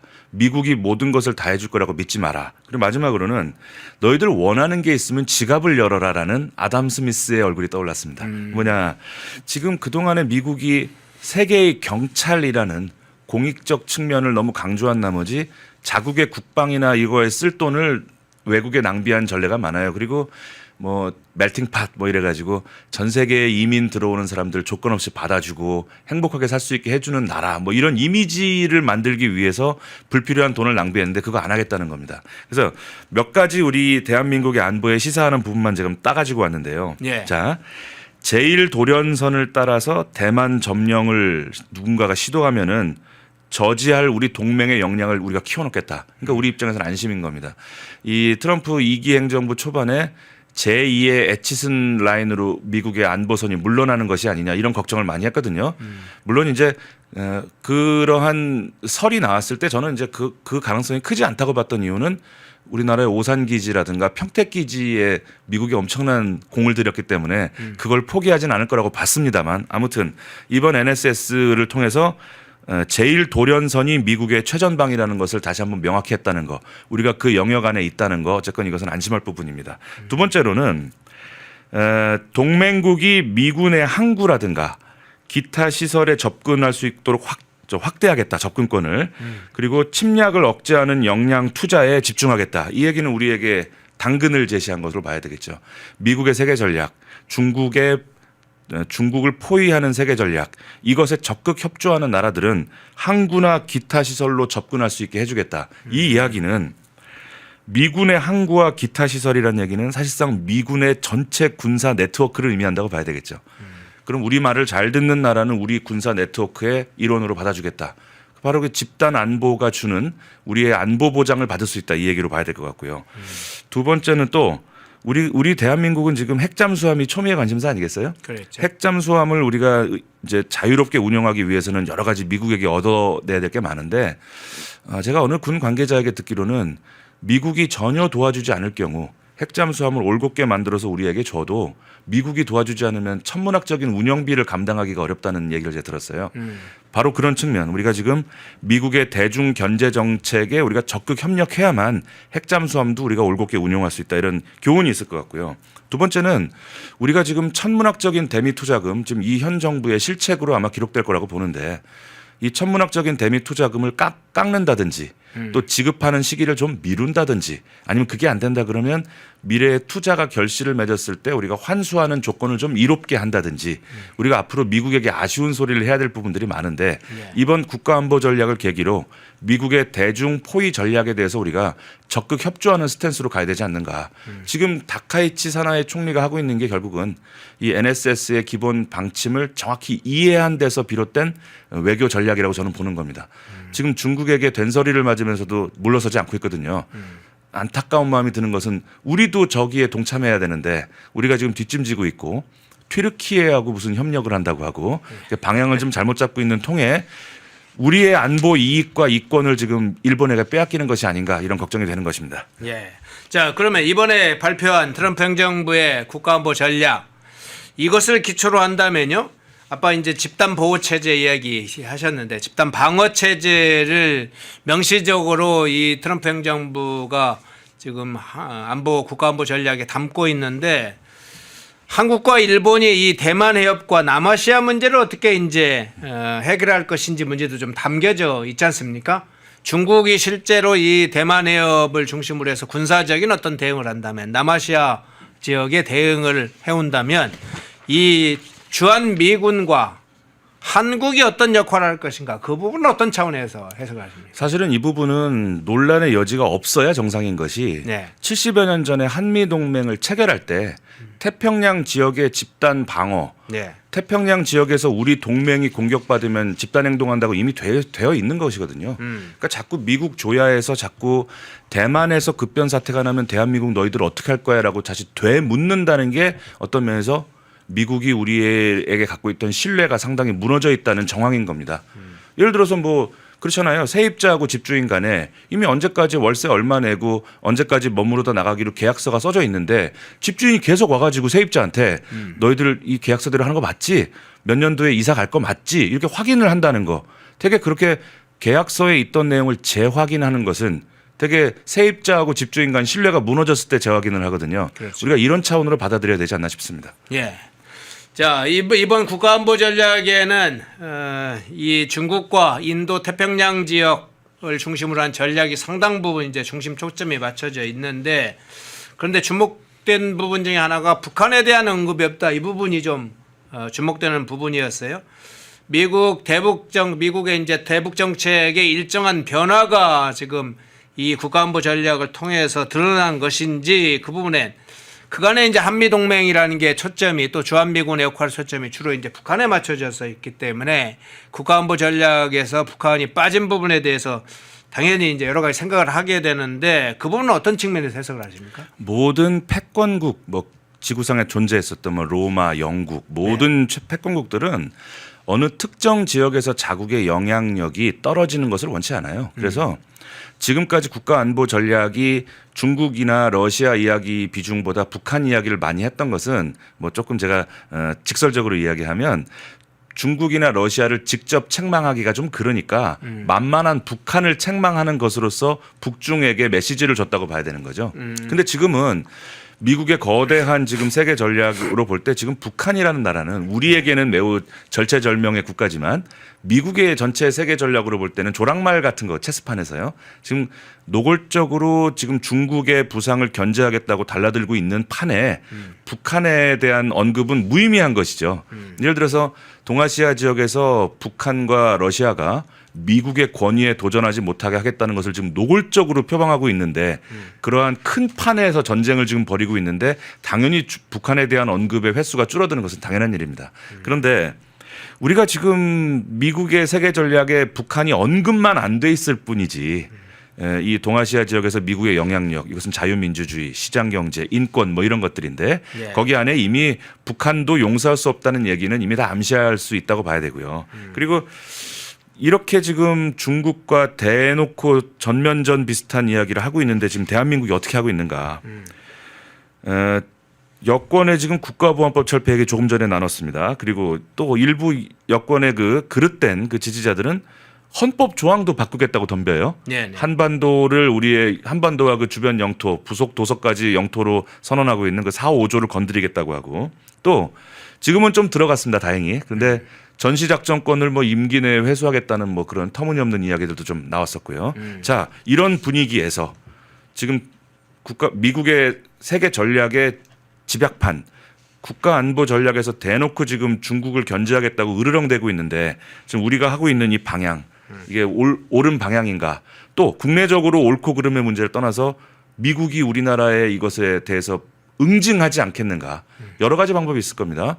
이를테면 천문학적 대미 투자금을 올린다든지 시기를 엄격하게 한다든지 또 아까 말씀드린 대로 투자에 대한 수익금을 다시 돌려주는 과정에서 그걸 애매하게 한다든지 이런 아주 순한 맛에서부터 극단적인 경우에 1997년 IMF 같은 쓴맛, 매운맛으로 우리를 가르치려고 들 수도 있다는 점. 그래서 좀 뭐 잠시 뒤에 얘기 나오겠습니다만 우리 지금 대통령실 안보실이 이 문제 대단히 위중하게 봐야 되고 지금 미국이 이런 정도까지 국가 전략을 오픈했는데 국가보안법 철폐 좀 전에 얘기한 그 30명의 국회의원들 네. 정말 좀 돌아가셔서 반성하시라고 말씀드리고 싶습니다. 예.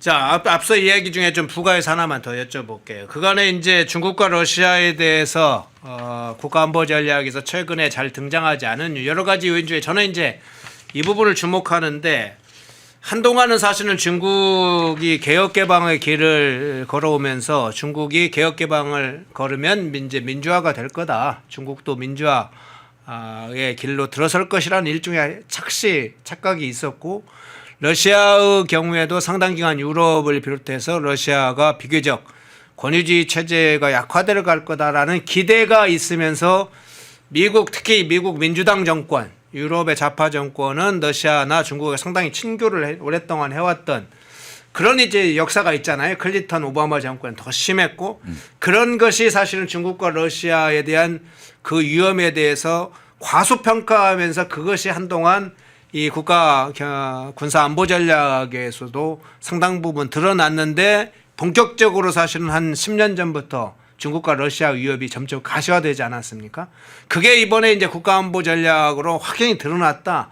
좀 그런 측면에서 분석도 가능하지 않습니까? 그렇게 볼 수 있을 겁니다. 예. 우선 이른바 그 민주평화론이라는 국제정치의 아주 큰 네. 공식 같은 것이 있는데 민주주의 국가로 만들어 놓으면 어떤 독재 국가를 민주국가로 만들어 놓으면 전쟁을 하기가 어려울 것이다.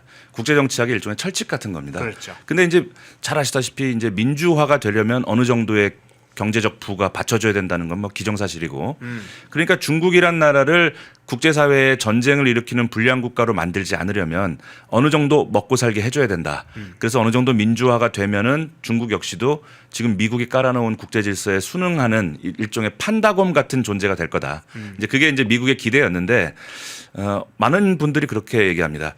중국이 이렇게 국제사회를 상대로 도발을 일삼는 무모한 나라로 미국이 키운 거다. 미국의 외교 전략의 실패다. 물론 이렇게도 볼 수 있습니다. 그러나 어쨌건 미국이 중국이 지금 전 세계를 상대로 대규모 전쟁을 일으킬 힘은 없거든요. 그리고 미국의 힘이 훨씬 강하고요. 그리고 우리가 복지를 논쟁할 때 항상 중요한 부분이 한 번 달콤한 것을 맛보면 뒤로는 못 가요. 그러니까 중국의 그 많은 인민들이 지금 탄압을 받고 있지만 상당 수준의 한 70년 전하고 비교한다 그러면은 상당 수준의 경제적 부와 시장 경제를 맛봤거든요. 맛보기 이전으로 돌아갈 수는 없을 것이다. 물론 미중의 한판 싸움이 누구의 승리로 갈 것인가 그건 뭐 미래에 가서 뭐 우리가 미래를 예단할 수는 없겠지만은 통상의 경험으로 지금 중국이 국제사회를 향해 전면적인 전쟁을 일으킬 수 없을 정도로 견제가 되고 또 인터넷이라든가 이런 것으로 계속 중국의 평범한 인민들이 미국이나 국제사회에 자꾸 접촉하는 양이 많아지면 중국도 저는 별 수 없을 것이라고 보고요. 지금 벌써 인터넷상으로 티벳이나 신장 위구르 지역의 분리독립을 지지한다는 여론들 많이 생기고 있고 뭐 제가 전 시간에도 말씀드렸습니다만 세계적인 팝스타들이 그런 분리독립을 지지하는 발언을 했다가 중국의 입국이 금지돼서 막 뉴스에 되기도 하고요. 이 줄다리기의 승자는 누가 될 것인가 저는 미국에게 걸겠습니다. 예. 자, 미국의 트럼프 행정부의 국가안보 전략이 공개돼서 그 내용 먼저 살펴봤는데요. 마침 이 중국의 군비 통제 관련 백서도 공개가 됐습니다. 그런데 최근 발표된 이 군비 통제 관련 백서에 한반도 비핵화를 지지한다는 문구가 사라졌습니다. 생략됐습니다. 그래서 사실은 이제 중국이 이제는 속으로는 어땠을지 모르지만 그간에 오랫동안은 북한의 비핵화 이런 걸 지지해오고 또 국제적으로 그런 입장을 알려왔는데 이번에 중국이 북한을 핵 보유국으로 인정하는 것을 사실상 그냥 공개한 거 아닌가 이런 측면으로도 해석되기도 하는데 어떤 차원에서 해석합니까? 그것은 이제 기존의 이제 미국과의 관계를 고려해서 네. 최소한의 신사적인 법도를 지켜온 걸 이번에 내려놓은 거죠. 네. 우리가 이제 중국의 입장에서 국제사회를 본다 그러면 사실 북한이라는 존재는 참 고마운 존재입니다. 일종의 대한민국 영토에는 주한미군의 연합전력이 들어와 있는데 북한이라는 일종의 알박기가 딱 든든하게 막아주고 있기 때문에 주한미군의 북상이 지금 어렵습니다. 네네. 물론 뭐 첨단 전력으로 밤에는 왔다 갔다 합니다만은 그래서 지금 중국의 입장에서는 북한이라는 든든한 방어막 댐 이걸 잘 지켜야 될 이해관계가 있는 것이죠. 그래서 이런 공식이 나올 겁니다. 북한이 엄청 부강한 나라가 돼가지고 중국에게 위협이 될 만한 나라로 크기를 원치 않을 거예요. 중국은. 네. 너는 그저 경비원 노릇이나 해라. 그렇지만 또 망해서 자빠지는 것 또한 원치 않을 겁니다.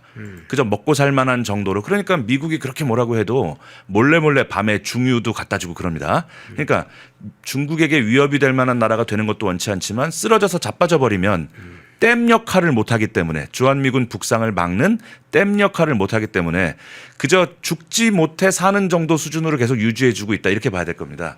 그런데 그동안에는 뭔가 미국하고 잘 딜을 해서 미국에게 이익을 좀 얻어볼까 했는데 이 트럼프 행정부가 무섭게 나오니까 너희들 자꾸 나 망신 주고 그 지난번에 그 에이펙에서 만났을 때 그냥 한 3-40분 얘기하고 그냥 가버리잖아요. 막 예. 망신 주고 이렇게 하니까 너희들 이러면 나도 예의를 갖출 수가 없다. 그러니까 바꿔 말하면 지금까지 중국이 이야기해왔던 북한의 비핵화가 거짓말이었다는 게 이번에 명명백백히 드러난 것이죠. 그래서 우리가 다시 한번 지금 우리는 한미일 vs 북중러 3대3 힘겨루기 하고 있는 거다. 왜 미쳤다고 중국이 북한의 핵 개발을 뭐 막고 비핵화를 지지하겠는가. 오히려 더 강력하게 북한 지역을 중국이 통제함으로써 지금 댐을 더 높이려고 하는 그런 야욕 이런 것을 드러냈다. 이렇게 보면 되겠습니다. 그러면 그 얘기는 지금 조금만 확장하면 장기적으로는 북한 지역을 중국의 뭐 직접적인 영토로 수용하지 않더라도 잠재적으로는 사실은 중국의 영토에 수용되는 그런 정도로까지 어떤 중국의 전략을 잠재적으로 가상을 해놓고 현재 북한이 나름대로 통치 체제를 유지하도록 그냥 하는데 주안점이 있다고 보시는 겁니까? 왜냐하면 저도 그렇게 보는데 네. 왜냐하면 지금 북한 김정은은 일종의 꽃놀이패 비슷한 걸 쥐고 있는 거예요. 네. 중국이 원하는 것을 주지 않으면 러시아나 미국하고 친하게 지내면 되고요. 예. 또 미국하고 러시아가 원하는 것을 주지 않으면 중국의 뭐 전승기념행사 가서 포옹 한번 해주고 오면 왔다 갔다 하면서 이제 실리를 추구하고 있다 이렇게 봐야 되는데 예를 들어 미래에 대한민국하고 지금 북한이 급변 사태가 와서 통일을 눈앞에 두고 있다.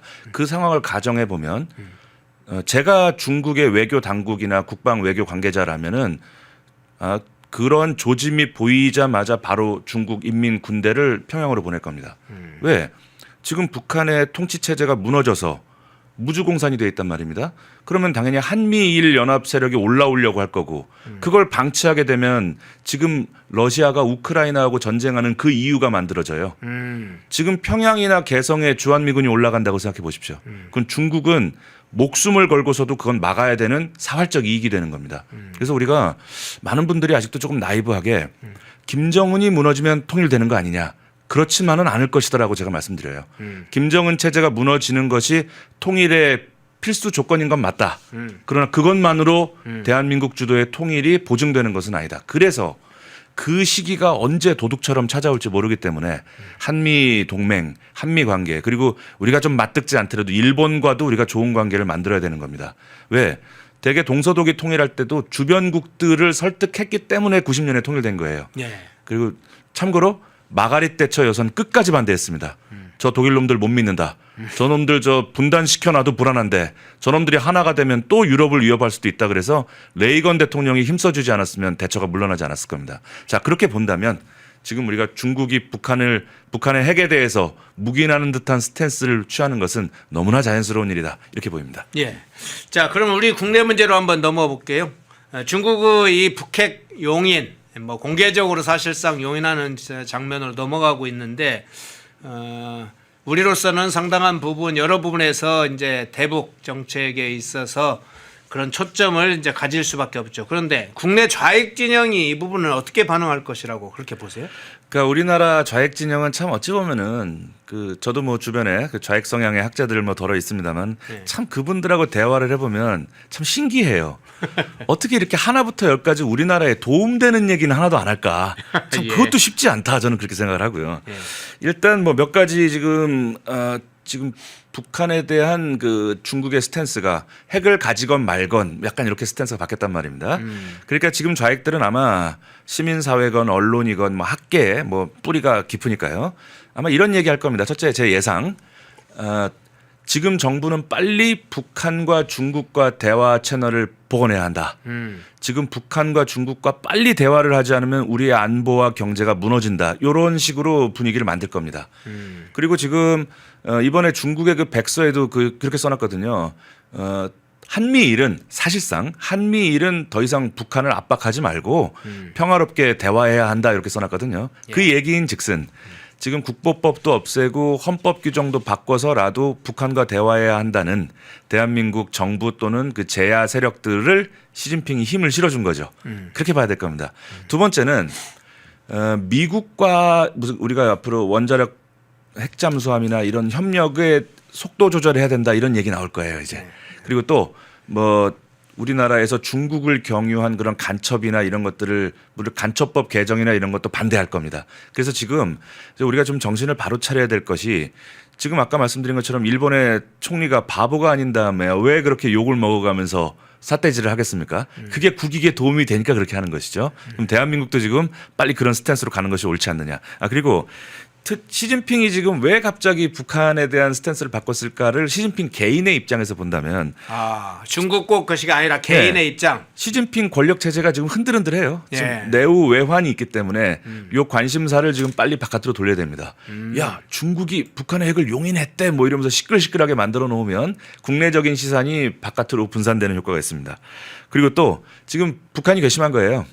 이번에 우크라이나에다가 탄약도 지원하고 파병도 하고 전통적으로 너희들은 나의 신하인데 왜 우크라이나 전쟁에 너희들이 가가지고 해. 약간 불편한 심기를 드러낸 겁니다. 자 김정은 내가 너희들 핵보유 묵인하는 스탠스로 갈 테니까 원래 네가 있던 자리로 돌아와.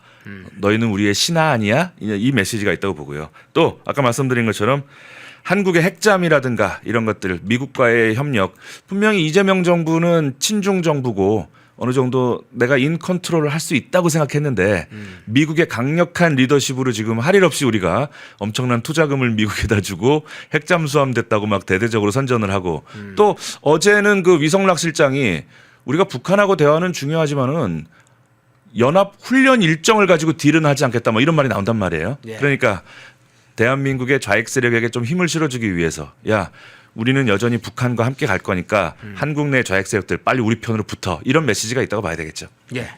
자, 마지막 장면으로 이 장면 한번 보겠습니다. 유성락 국가안보실장이 발언하는 게 있는데 그 내용을 한번 소개를 하면서 이 국내 이재명 정권 범여권 내부의 상황도 동시에 한번 살펴보겠는데요.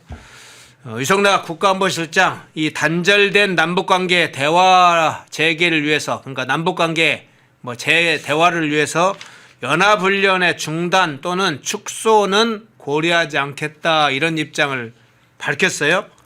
한미연합훈련의 경우에는 남북관계 그 대화 때문에 중단하지는 않겠다 이렇게 밝혔는데 자 얼마 전에 자주파라고 불리는 문정인 명예교수 그리고 정세현 전 통일부 장관은 최근에 뭐 이 사안은 아니지만 다른 사안들을 가지고 유성락 국가안보실장에 대해 상당히 질타하는 것 같은 또 교체를 원하는 것 같은 발언을 몇 가지를 했습니다. 그 관련해서 전체적으로 유성락 안보실장의 발언과 이 자주파와의 최근에 이제 대립적인 지점 이 장면들 어떻게 상황을 보십니까? 우선 표면적으로 드러난 것만 놓고 보면 네. 좀 위성락 실장이 이른바 한미동맹파 뭐 약간 그렇게 구분이 되는 거고요. 그다음에 우리가 자주파라고 불러주는데 좀 헷갈리는 것 같아요. 그냥 친중 친북파라고 친중, 하면 친북파. 더 우리가 더 이해가 더 직설적으로. 네.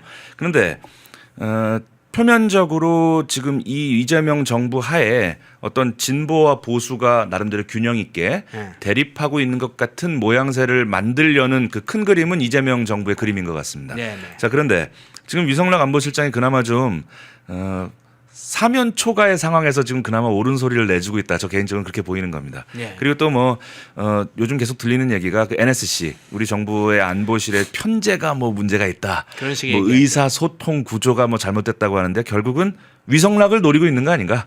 뭔가 그나마 지금 한미동맹과 국익을 이야기하는 사람이 제 눈에는 위성락 실장 정도인데 그 사람도 좀 밀어내고 자주파 내지는 친중 친북파들의 목소리로 가득 채우겠다 뭐 이런 의도라면 우리 보수파 진영이 정파를 떠나가지고 위성락 실장의 옳은 말을 하는 동안에는 우리가 힘을 좀 실어주고 지지하는 스탠스로 가는 것이 바람직하다고 보고요. 예.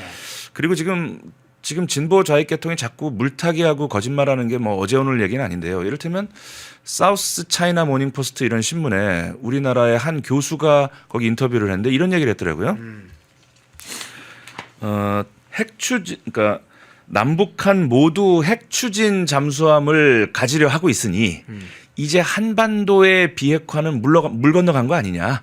그러니까 마침 중국도 북한의 핵을 용인하는 듯한 발언을 한 거다. 뭐 이런 식으로 설명하는데 바로 이런 것이 우리나라 좌익 진영이 갖고 있는 어떠한 물타기, 고도의 심리전입니다. 이런 게. 자, 북한은 지금 전 세계 어디든 타격할 수 있는 핵탄두 ICBM을 개발하고 있는 나라입니다. 그리고 지금 미사일 재진입 기술, 탄도 재진입 기술과 미국 같은 지구 반대편으로 날릴 수 있을 만한 미사일 개발에 아직 성공하고 있지 못할 뿐이지 이미 폭발하는 핵탄두는 가지고 있는 거예요. 네. 그런 북한하고 잠수함의 동력을 우라늄 농축 에너지로 해서 좀 돌리겠다는 그것을 지금 등치해서 보는 거잖아요. 야, 북한도 핵 개발하고 남한도 핵잠수함 돌리니까 뭐 똑같은 거 아니야? 바로 이런데 우리가 속지 말아야 되는 것입니다. 지금 가뜩이나 벌써 중국의 이 백서가 나오자마자 우리나라 좌익 진영에서 남북한 모두 잘못했다. 남북한 모두 핵 가지려고 하는데 뭐 중국이나 북한이 뭘 잘못한 거냐 이렇게 물타기하고 있을 때 이럴 때일수록에 우리가 한미 동맹의 중요성을 강조하는 위성락 실장 같은 인물들이 좀 많이 나와야 될 거고 장외에서라도 좀 우리가 응원을 해서 동맹파의 목소리에 힘을 실어줘야 되겠다. 그렇게 봅니다. 예. 국내에 이 이재명 범여권 내부의 그런 세력, 친중, 친북 세력, 자주파라고 불리는 세력들과 그나마 유성락 실장이 그 안에서 뭐 어쨌든 약간은 균형추를 유지하는 것처럼 그렇게 모양새를 만들었지만 그나마 유성락 실장이 이야기하는 것들 중에는 그나마 좀 한미 동맹의 문제를 중요하게 생각하는 것들은 좀 살리는 그런 초점까지 이야기를 해주셨네요. 예, 2부 양일국 박사님의 국제 정세 분석이었습니다. 양일국 박사님에서 고맙습니다. 감사합니다. 구독, 좋아요. 자, 2부 시작하겠습니다. 원영섭 변호사님 나오셨습니다. 어서 오십시오. 예, 반갑습니다. 원영섭 변호사입니다. 예, 오늘 아무래도 어제 이제 뭐 법관회의 문제도 중요한 문제였지만 이 통일교 관련된 문제, 민중기 특검 문제가 아주 중요한 현으로 떠왔으니까 그 문제부터 한번 좀 시작을 해보겠습니다. 네. 자, 민중기 특검팀 윤영호 통일교 세계 본부장이 진술했던 특검에 진술했던 내용, 민주당 정치인 15명에게 금품을 포함해서 후원 지원했다. 상당한 수의 이제 관련된 내용들이 지금 특검팀에서 이미 진술했는데 어제 특검팀이 상당히 당황을 했는지 긴급 브리핑식으로 이야기를 했어요.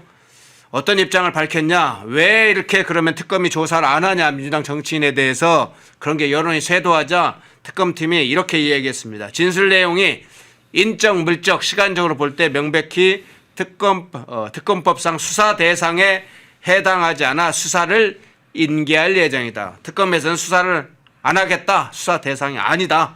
이렇게 입장을 밝혔는데 어떻게 들으셨어요?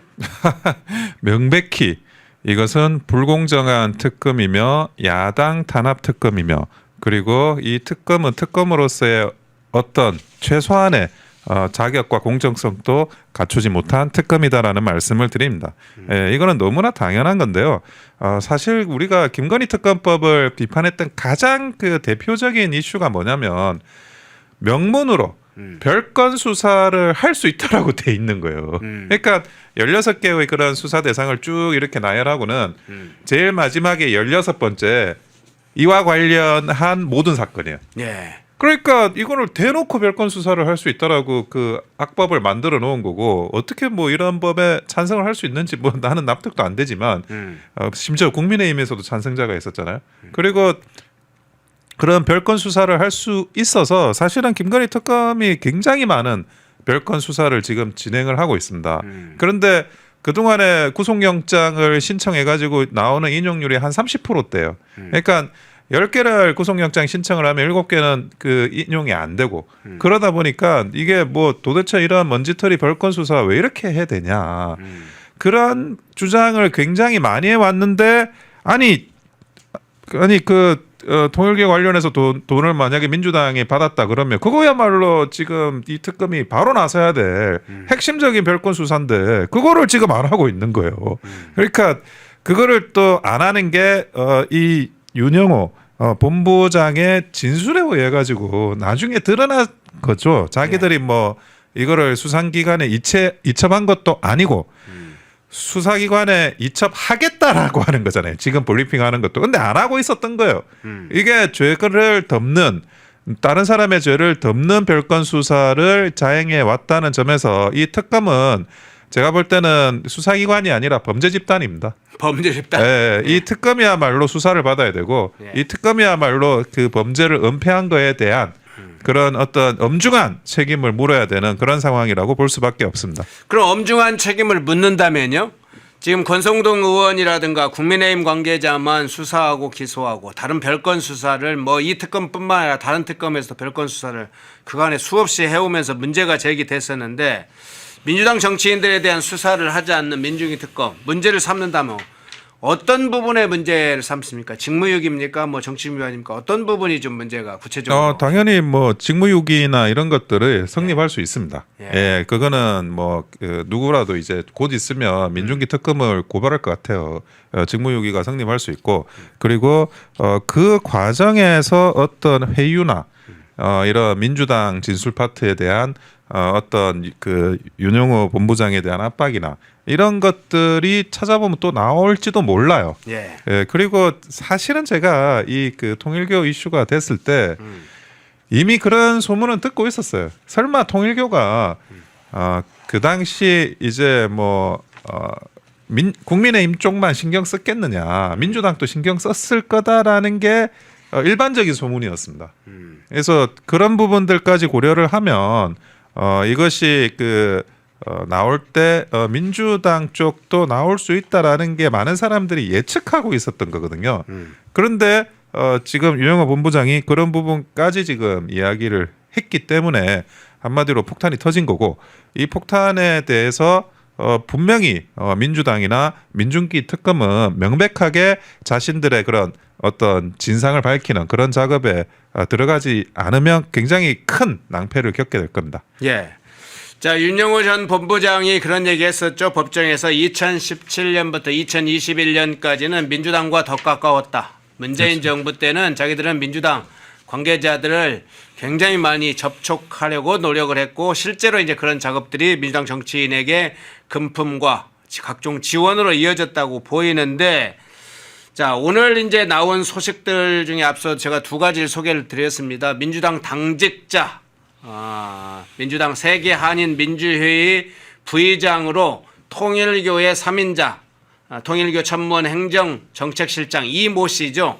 이 사람이 민주당 당직자로 일을 했었다. 그것도 불과 지금 이재명 2023년도니까 이재명이 민주당 당대표였을 때 그걸 직접 임명장을 주고 기념 촬영도 했다고 이야기를 드렸습니다. 그리고 어제 법정에서 유모 씨 통일교 간부가 특검과 재판장의 질문에 대해서 민주당원 통일교에서 민주당원 가입 여부에 대해서 독려하고 가입 여부를 확인했다. 그런 거의 진술이 나왔는데, 그간에 이제 국민의힘을 향해서 민주당의 공세가 있었습니다. 정교유착 문제를 제기했고, 이재명은 해산 문제까지 제기를 했는데, 이 몸통이 민주당의 몸통 같기도 하는데요. 아니 그 전에 네. 그런 그 종교 유착이나 이런 게 말이 안 되는 논리였잖아요. 예. 그러니까 통일교든 어떤 종교든 정당에 가입할 수 있고, 본인이 정치적인 지지를 할 수 있고, 종교 분리라는 거는 종교인의 그런 종교 활동과 또 정당 활동이나 이런 모든 자유를 보장하는 전제 하에서 그게 분리가 되는 거지. 그래서 처음부터 그런 프레임 자체도 말도 안 되는 프레임이었는데 그게 막 뭉게뭉게 커졌어요. 근데 따지고 보면 지금 현재 민주당도 통일교 쪽 지금 돈 받았다는 사람이 진술로 나오고 있는 거 아니에요? 본부장 윤 본부장의 진술에 따라 가지고 접촉도 충분히 많이 한 걸로 지금 보여지고, 그러면 이 부분과 관련해서 민주당이 그게 문제다 했으니까 다 밝혀야죠. 근데 보통 보면 이 민주당의 내로남불이 어제 오늘은 아니지만 이 일종의 도대체 이 같은 정신으로 할 수 있는 말인지를 모르겠어요.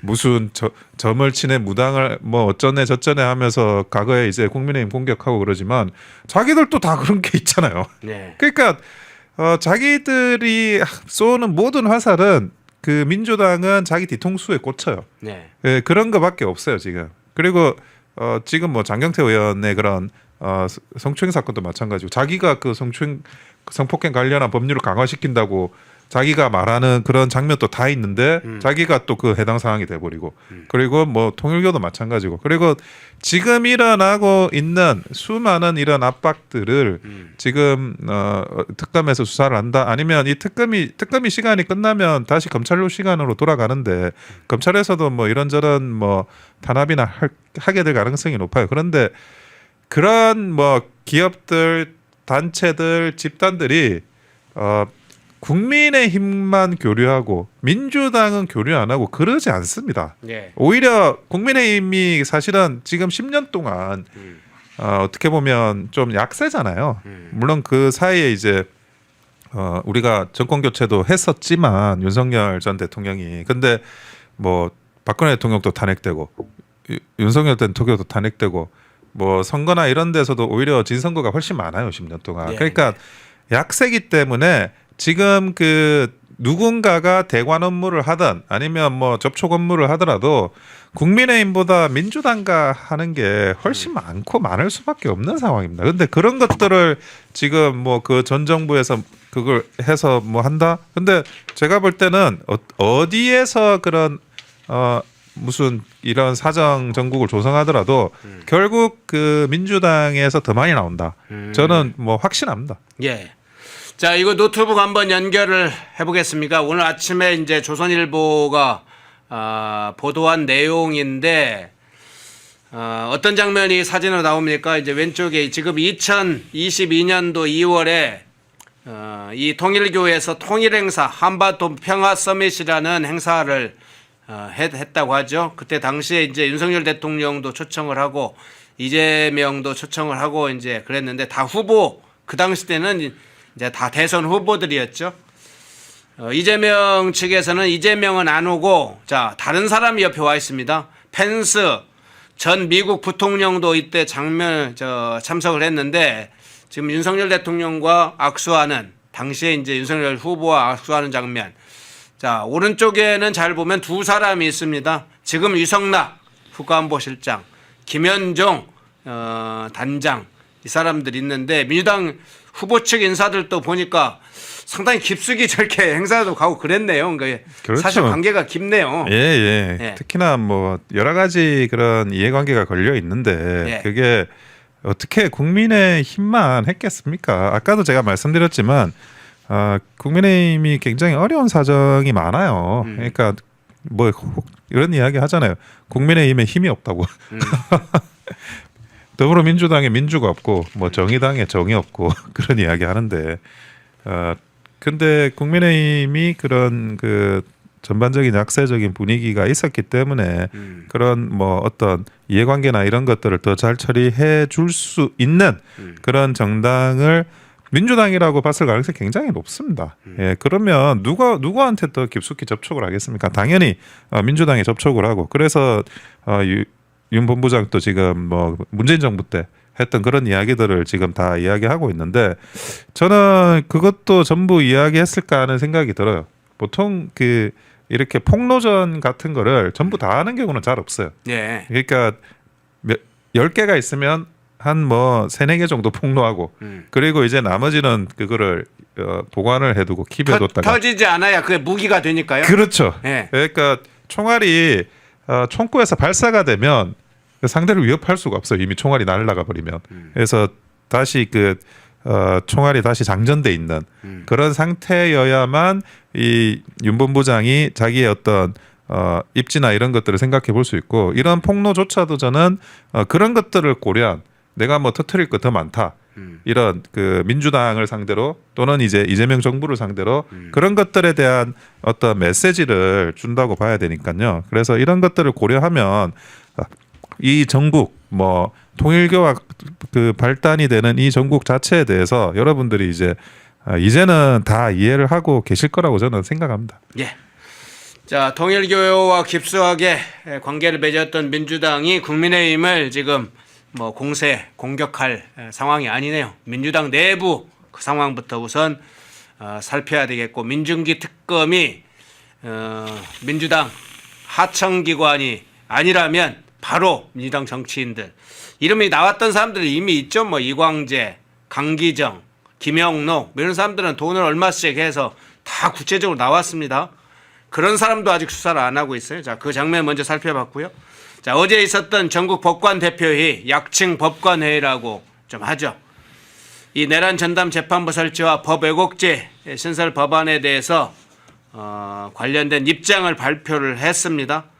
뭐 비상계엄 재판부, 뭐 비상계엄 관련해 이런 입장도 발표를 했는데 위헌 문제를 제기를 했어요.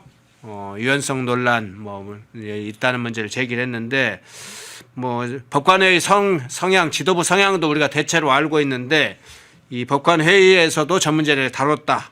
그리고 결과가 나왔다. 어떤 차원에서 평가를 하십니까? 지금 이거는 그 추경호 의원에 대한 구속영장 기각이 발생하는 이 연쇄작용들이거든요. 예. 원래 추경호 전 원내대표가 구속영장이 만약에 인용됐다 그러면 민주당이 선택하는 선택지는 국민의힘을 위헌정당 해산으로 절차로 해산시키겠다. 그 빌드업을 취했을 거예요. 그러니까 물론 위헌정당 해산이 되진 않죠. 되진 않는데 그거는 되고 안 되고는 그 다음 문제고. 그러니까 일단 빌드업을 시작을 하는 거예요. 계속 내란 정당, 위헌 정당 이런 식으로 몰아가고 그리고 뭐 본인들의 조직이나 언론이나 이런 걸 동원해 가지고 계속 이렇게 공세를 하는 그게 예정돼 있었고 그리고 만약에 추경호 의원에 대한 구속영장이 기각이 된다 그러면 사법부를 압박할 예정이었던 거예요. 지금 또 보면 법 왜곡죄라든지 뭐 특별전담 재판부라든지 이런 것들이 이 사법부를 압박하기 위한 그런 하나의 장치로 활용이 될 상황이었어요. 근데 법원도 물론 그걸 알고 있는 겁니다. 법원도 지금 민주당의 그런 어떤 속셈, 민주당의 그런 뭐 생각 이런 것들을 알고 있기 때문에 저는 뭐 사법부에 향한 부당한 압력, 정치 공세에 대해서 이런 그 전국 법관 대표회를 통해 가지고 저는 모였다는 생각이 들어요. 예. 그래서 여기에서 논의된 것들이 의미심장한 게 굉장히 많아요. 특히 이제 그 내란 전담 재판부에 대해서는 위헌적이다라는 부분, 그리고 법 왜곡죄도 이것도 굉장히 위헌적이다라는 이야기를 다 했거든요. 근데 여러분 한번 생각을 해보자고요. 우리가 모든 어떤 다툼의 결론은 사법부로 가져가게 돼 있거든요. 예, 사법부로 가져가는데 그런 결론을 가져갈 때 거기서 이런 뭐랄까 최종적인 결론을 내는 입장을 가진 이 판사의 지위라는 게 현대의 왕과 같은 위상입니다. 그러니까 현대민주주의 국가에서 왕이 판사예요. 그러니까 우리가 미국 같은 나라를 보면 제일 이해를 하기 쉬운데 미국은 그 판사가 종신직입니다. 그러니까 임기가 없어요. 네. 예, 그래서 물론 이제 그 건강 상태가 나빠지면 스스로 이제 더 이상 업무를 못 하겠다 하면서 자기가 내려놓긴 하지만 미국 같은 경우에는 판사를 종신직으로 만들어 놨어요. 우리나라는 그렇진 않습니다. 임기가 있죠. 근데 종신직으로 만들어 놓은 거는 그만큼 이제 재판부, 사법부를 독립시키고 그 판사가 가지고 있는 어떤 사법부 독립이 중요한 가치이기 때문에 이제 그렇게 하는 거거든요. 근데 여기도 한번 보시면 사실은 이번에 법관들이 똘똘 뭉쳤어요. 네. 제가 뭐 조또래, 그러니까 여기 있는 사람들은 이제 좀 법원장급이나 이런 분들이 많으신데 제 또래의 그런 40대 후반, 50대 초반 이런 판사들도 사실 이번에는 굉장히 좀 여러 가지 그 민주당의 공세에 대해서 뭐랄까 불쾌감이나 뭐 싫어한다거나 이런 것들을 저한테 많이 표출을 합니다. 예, 그러니까 뭐 제가 아무래도 국민의힘 쪽에 몸담고 있다고 생각을 하니까 그러니까 여러 가지 그런 이야기들을 많이 해요. 그러니까 민주당이 너무 이렇게 지금 사법부를 공격하는 게 굉장히 심한 거다. 이런 이야기를 많이 하거든요. 그래서 지금 이걸 전면전으로 끌고 갈 생각인 건지 제가 굉장히 의아스러운데 근데 우리나라의 기본적인 시스템상 이게 그 사법부가 이런 식으로 그 어떤 그 중지를 모아간다고 하면 사실 여기에 대해서 정치 공세만 해가지고 이거를 꺾는다라는 거 거의 저는 어렵다고 봐요. 네. 그리고 판사들이 물론 비겁한 것도 있어요. 저는 그게 한편으로는 또 뭐 고고한 것도 있고 독립적인 것도 있고 그런데 따로따로 막 이렇게 논다는 건 좀 이상한 표현이고 따로따로 움직일 때는 좀 이런 비겁한 면이 없지 않아 있는데 이게 뭉치게 되면 저는 뭐 그거는 이 사법부가 정말 이 민주당에 대해서 아주 그런 본인들이 느끼는 깊은 어떤 생각을 드러내는 순간이 올 거라고 봅니다. 예. 자, 그런데 이 부분 한번 좀 살펴볼게요. 지금 내란 전담 재판부 관련해서 이재명이 대통령실이 이제 당에 전달을 했다고 지금 알려진 내용 중에 이런 내용이 있죠. 위헌 소지를 최소화해라. 뭐 이런 입장을 이 대통령실이 당에 전달을 했다고 하고 민주당도 의원총회 어제 의원총회에서도 이 문제 가지고 격론을 했다고 그러죠. 뭐 서로 다퉜다고 그래요. 한쪽에서는 위헌 소지도 있고 이거 너무 막 나가는 거 아니냐. 오히려 뭐 윤석열 석방시켜 주는 거 아니냐. 뭐 이런 것까지 주장한 사람도 있고 또 한 측에서는 무슨 소리냐. 위헌 없다. 추미애, 김용민 이런 사람들이 앞장서서 내란 전담 제품 뭐 기세 싸움이니까 밀어붙여야 된다. 뭐 이런 주장을 했다고 하고 결론을 못 냈다고 하는데 다음 의원총회에서 결론을 내기로 했다고는 하는데 자 이제 이 부분을 좀 살펴보겠습니다. 이재명의 위헌 소지를 최소화하라 뭐 이런 건 어쨌든 당에 전달됐다는 건 확인되니까 그런데 그 일부 법안을 수정한다고 위헌 문제라든가 사법부에 대한 이 독립 침해, 사법부 독립 침해 문제가 해결이 됩니까?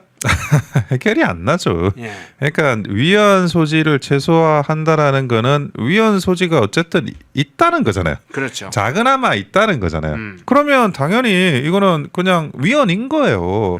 아니 위헌 소지가 있는 위헌이지 않은 법률이라는 게 존재할 수 있습니까? 따뜻한 아이스 아메리카노가 존재할 수 있냐고요. 이거는 말 자체가 모순되는 이야기예요. 그러니까 이재명도 그런 부분은 알죠. 이게 위헌이라는 걸 알고 있는 거라고요. 예. 그러니까 그거 부분을 최소화해봐라. 근데 최소화를 어떻게 시켜? 어떻게 따뜻한 아이스 아메리카노를 만들 수 있어요? 따뜻한 아이스 아메리카노는 세상에 존재하지 않는데요. 그래서 이거는 위헌일 수밖에 없는 법률이다. 그리고 우리나라 역사상 이런 식의 특별재판부가 만들어진 적이 없습니다. 그러니까 과거에 이제 반민특위는 그 당시 헌법 규정에 그게 있었기 때문에 헌법에 내에서 만들어진 특별재판부였고 네. 그 외 군사 정권 시절에도 이런 특별재판부가 만들어진 적이 없어요. 예. 그냥 어떤 뭐 사법부 내 특별한 부서를 특별한 재판부를 명명만 그냥 이거는 뭐 무슨 전담부 이런 식으로 명명만 했던 거지 이게 사법부와 군사법원 우리가 지금 대법원이 이 헌법 체계가 인정하는 거는 두 개거든요. 네. 그러니까 법원과 지금 군사법원 두 개인데 여기 밖에 존재하는 특별재판부라는 게 존재하지 않는 거예요. 그리고 특별재판부와 관련한 법률을 만든다고 한들 그걸로 어떻게 실행을 하냐고 그게 위헌이라고 생각하면 그게 따를 수가 없는데요. 그러니까 판사는 법관은 헌법과 법률과 양심에 따라 재판을 해야 됩니다. 예. 그러니까 어떤 법률이 위헌이다, 헌법에 위배된다, 그게 맞춰가지고 재판을 할 수가 없어요. 그거를 자기가 위헌이라고 생각하면서 재판을 하게 되면 그 자체가 지금 일종의 직무유기거든요.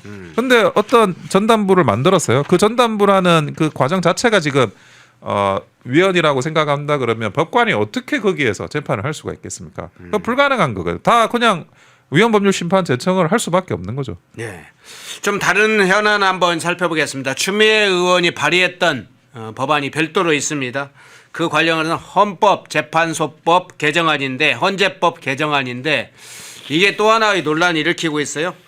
애초에 이제 지금 이 추미애가 이 법안을 지금 하려고 한 내용은 이렇습니다. 민주당이 내란 재판의 경우에는 법원이 위헌법률 심판을 제청하더라도 재판이 정대되지 않는 재판을 그대로 진행하는 그런 재판소법을 지금 개정안을 내놓은 거죠. 그러니까 위헌법률 심판을 제청을 하면 당연히 헌재에서 심판하는 기간이 있으니까 그 기간 동안에 재판이 정지되는데 정지되지 않도록 지금 내란 재판 이들이 말한 내란 재판 윤석열 대통령 범한 재판을 그렇게 하겠다는 건데 어제 국회 법사위 법안 소위에 참여했던 헌법재판소 사무처장이 이런 얘기했어요.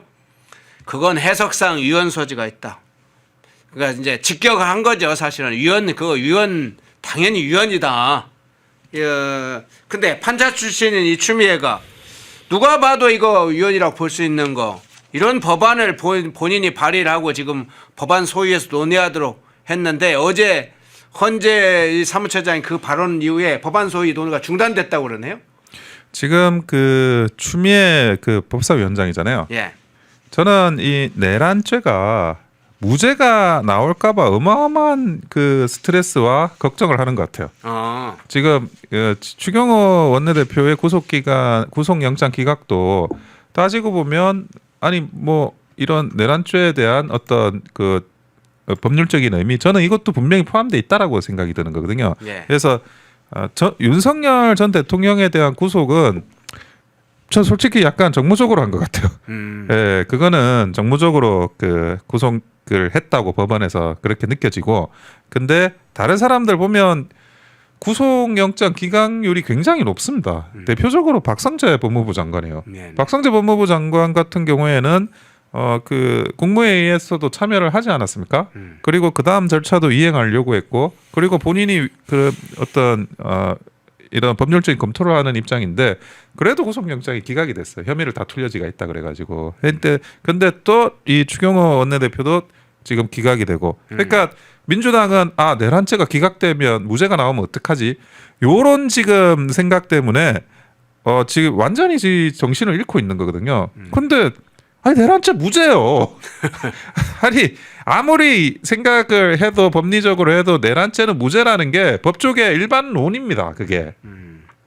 그래서 이 내란죄가 근데 무죄가 나오게 되면 그동안 내란 정당 어쩐다 했던 자기들의 어떤 그 정당성이 역공을 받게 되니까 그래서 지금 이거를 무리하게 하려고 하는 걸로 보여져요. 무리하게 하려고 하는 걸로 보여지는데 첫째, 위헌인 법률로 법관이 심판을 한다는 것 자체가 불가능해요.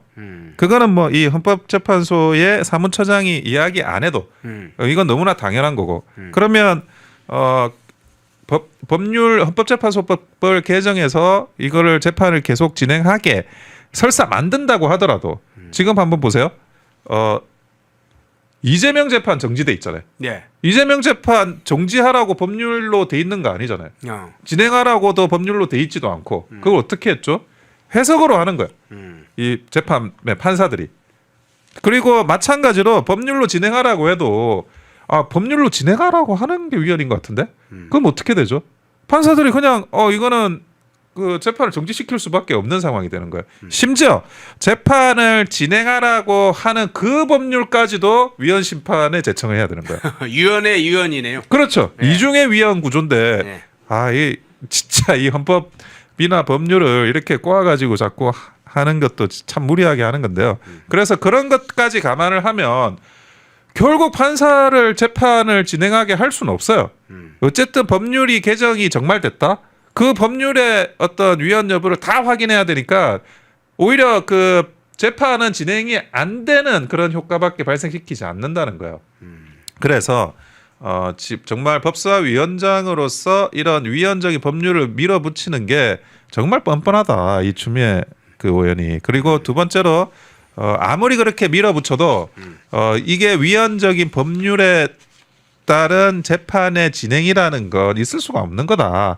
그거는 어딜 가더라도 위헌이 나올 수밖에 없고 지금 이것은 이런 어떤 사람들의 몰아가기는 추미애 의원의 이런 행동들은 결국 자기들도 내란죄가 무죄라는 거 그거를 알기 때문에 저렇게 나올 수밖에 없다라는 생각입니다. 예. 추미애의 참 막가는 행동 여러 번 보고 있지만 또 한 번에 법사위에서 그 막가는 행동뿐만 아니라 이런 법안까지 내서 막가는군요. 현지한테 좀 한 수 배워야 되나요? 자, 조국혁신당 주제로 한번 좀 넘어가 볼게요. 예. 자, 조국혁신당이 또 이상한 짓을 또 하나 했습니다. 조국이 했던 일이죠. 자, 지난 8일에 당내 성비 사건이 터졌을 때 책임을 지고 사퇴했던 인물이 있습니다.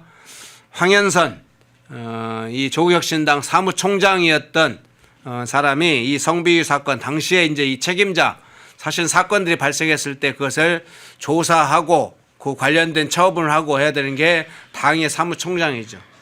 그런데 어쨌든 이 사건이 터질 때 제대로 사건 처리가 안 된 것을 책임을 지고 이 황현선 사무총장이 당시에 사퇴를 했는데 조국혁신당 이 회의 때 간부 회의 때 조국이가 대표죠. 조국 대표가 황현선 전 사무총장을 인재영입위원회 부위원장으로 임명하겠다고 입장을 밝히고 난 후에 황현선이 임명이 됐습니다. 인재영입위원회 부위원장, 위원장은 조국이니까 사실상 황현선 전 사무총장이 이 부위원장이 실질적으로 인재 영입을 책임자가 된 상황인데 당시 일부 반대 의견도 좀 있었다고 그래요. 근데 일단 이 상황 어떤 차원에서 해석을 하십니까? 저는 뭐 조국 혁신당이 뭐 혁신은 없다. 국민의힘이 힘이 없고 더불어민주당에 민주가 없고 조국 혁신당에는 혁신이 없다라는 이야기를 하고 이게 무슨 구태 중에 구태고 그리고 이거는 그동안에 이제 그런 그런 문제와 관련해서 뭐 1차 가해, 2차 가해도 아닌 3차 가해다라는 말씀을 드릴 수밖에 없어요. 그래서 이 황현선이라는 그 사람을 다시 또 그냥 뭐 사퇴했던 사람을 다시 어떻게 보면 뭐 돌아오면 더 세지거든요. 이게 네. 정치라는 게 보통 이제 한번 사라지면 다시 돌아오기는 굉장히 어려워요. 정치라는 무대는. 여러분들 그 초선하고 그만둔 국회의원 중에 그러니까 재선을 못 가고 얼마나 정치판에 다시 돌아올 수 있다고 생각을 합니까? 대부분 그냥 그렇고 사라져요. 재선을 해도 그냥 그렇게 사라지고 3선을 해도 한번 그 다음에 또 4선을 못하면 그냥 그렇게 사라집니다. 그러니까 정치가 이렇게 떨어지고 다시 오는 요 케이스 굉장히 어려운 케이스거든요. 근데 떨어지고 다시 돌아올 때는 더 세져가지고 돌아와요. 네. 그러니까 그전에는 사무총장이고 지금은 인재영입위원회 부위원장이잖아요. 이 사람이 어떤 허물이 있어가지고 자리를 내놨는데 사라지지 않고 다시 돌아왔잖아요. 물론 사무총장보다 뭐 부위원장이 인재영입 부위원장이 우리가 흔히 공식적으로 아는 직책으로는 약한 직책이에요. 그런데 아니 이런 무리가 있는 사람을 다시 끌어다 쓴다? 그거는 뭐냐? 이 사람이 더 세지는 거야. 아니 황현선이라는 사람이 조국한테 어떤 사람이지? 사실 다시 이 황현선의 그런 면면을 돌아보게 되는 거예요. 그러다 보면 이런 식으로 쓰게 됐을 때 황현선에게 실리는 그런 힘이라는 게 훨씬 더 강해지고 그렇게 강해진 힘만큼이나 이거는 과거의 이런 그 문제에 대한 일종의 3차 가해가 더 강하게 들어가는 거죠. 근데 조국이 뭐 맨날 입만 열면 정의 외치고 그런 뭐 트위터에 올려가지고 SNS 하면서 이상한 이야기나 하고 그런 내로남불의 화신이잖아요. 네. 내로남불의 화신이 지금 그 내로남불의 어떤 곱하기 3을 계속 반복하고 있다라는 말씀을 제가 드리는 거고 그리고 또 한 개는 이거는 좀 이 3000% 나가는 건데 그러면 이 황현선이라는 사람은 누구길래? 그러니까 그 황현선을 묻지도 찾지도 조사해보지도 않아도 사실 조국의 핵심 뭐 오른팔 아니면 왼팔 정도 되는 사람이니까 지금 이 사람이 이렇게 되는 거잖아요. 네. 근데 여러분들이 이렇게 정치를 바라볼 때 저는 이게 잘못됐다고 생각을 해요. 이거는 비판받아야 되고 그리고 많은 그런 과정에서 조국이 지금보다 입지가 대외적인 평판이나 이런 게 많이 깎여 나갈 거예요. 그런데 이 자기 사람을 지키는 건 이 정치의 또 다른 한 면입니다. 이런 게 굉장히 이 사람이 잘했다는 게 아니라 그런 면이 존재하는 현실 정치에서 그런 걸 우리가 이해를 해야 되는데 이번에 그 장경태 의원과 관련해서 지금 뭐 성희롱이나 이런 부분들이 굉장히 문제가 되고 있잖아요. 그런데 이게 1년 전 사건이에요. 1년 전 사건인데 왜 지금 이게 떠올랐느냐라는 거에 대해서 여러분 장경태 의원이 정청래의 핵심 오른팔입니다. 그러니까 정청래가 100이라고 하면 장경태가 최소 50 이상은 되는 사람이에요. 그 어떤 정청래의 그런 그 뭐랄까 영역 중에 왜냐 장경태가 박찬대와 정청래의 당 대표 경선에서 현역 의원 중에 가장 먼저 정청래 지지 선언을 하고 나왔어요. 그리고 그 당시에는 그래도 아니 이재명이 대통령이 됐는데 이제 누구라도 뻔히 보일 정도로 명시적으로 박찬대를 미는데 당연히 박찬대가 될 줄 알았던 거예요. 그런데 그 상황에서 정청래가 밀어가지고 장경태가 정청래를 밀어서 결국 당대표가 됐잖아요. 그리고 지금 서울시당 위원장을 하지 않습니까? 네. 서울시당 위원장이 서울시에 있는 그런 지방선거 공천을 주는 자리인데 그 정도로 장경태가 가지고 있는 위상이 정청래 지도부에서 높습니다. 그러니까 그런 어떤 물론 장경태가 한 짓은 나쁜 짓이지만 이렇게 1년 뒤에 있다가 뭐가 나오는 거는 또 다른 측면. 그러니까 장경태가 아닌 정청래를 공격하는 게 아닌가.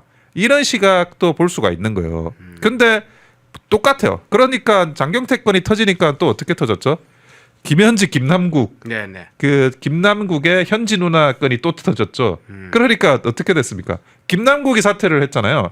아니 김남국이 왜 사퇴를 합니까? 그 청탁을 지금 김현지한테 했다 그러는데 김현지가 사퇴를 해야지. 근데 김현지는 또 누구예요? 애지중지현지 지금 뭐 그 정도로 또 이재명한테는 중요한 사람으로 이제는 모든 사람이 공인해서 알고 있잖아요. 네네. 예, 그 정도 또 김현진은 이재명의 자기 사람인 거예요. 그리고 조국은 이 황현선이 또 자기 사람인 거예요. 그러다 보니까 어떻게든 이거를 지키고 뭐 하겠다 이런 식의 메커니즘이 돌아가고 있다라는 것들을 보면서 우리가 이거를 볼 필요가 있어요. 근데 국민의힘 같은 경우에 이 정치를 잘 모르고 들어오셔가지고 그거를 이해를 못하는 그런 분들도 여럿 계셨던 거예요. 그리고 그런 것들이 지금 뭐 잘한다 못한다 이런 부분이 아니라 이 정치판에 돌아가는 또 다른 면으로서의 그런 이 어떤 다른 차원의 프레임을 한번 보시면서 판단하시는 것도 필요하리라고 생각합니다. 예. 자, 그 부분을 그러면 지금 이어질 것 같습니다. 저 비슷한 문제의식 하나 좀 던져볼게요.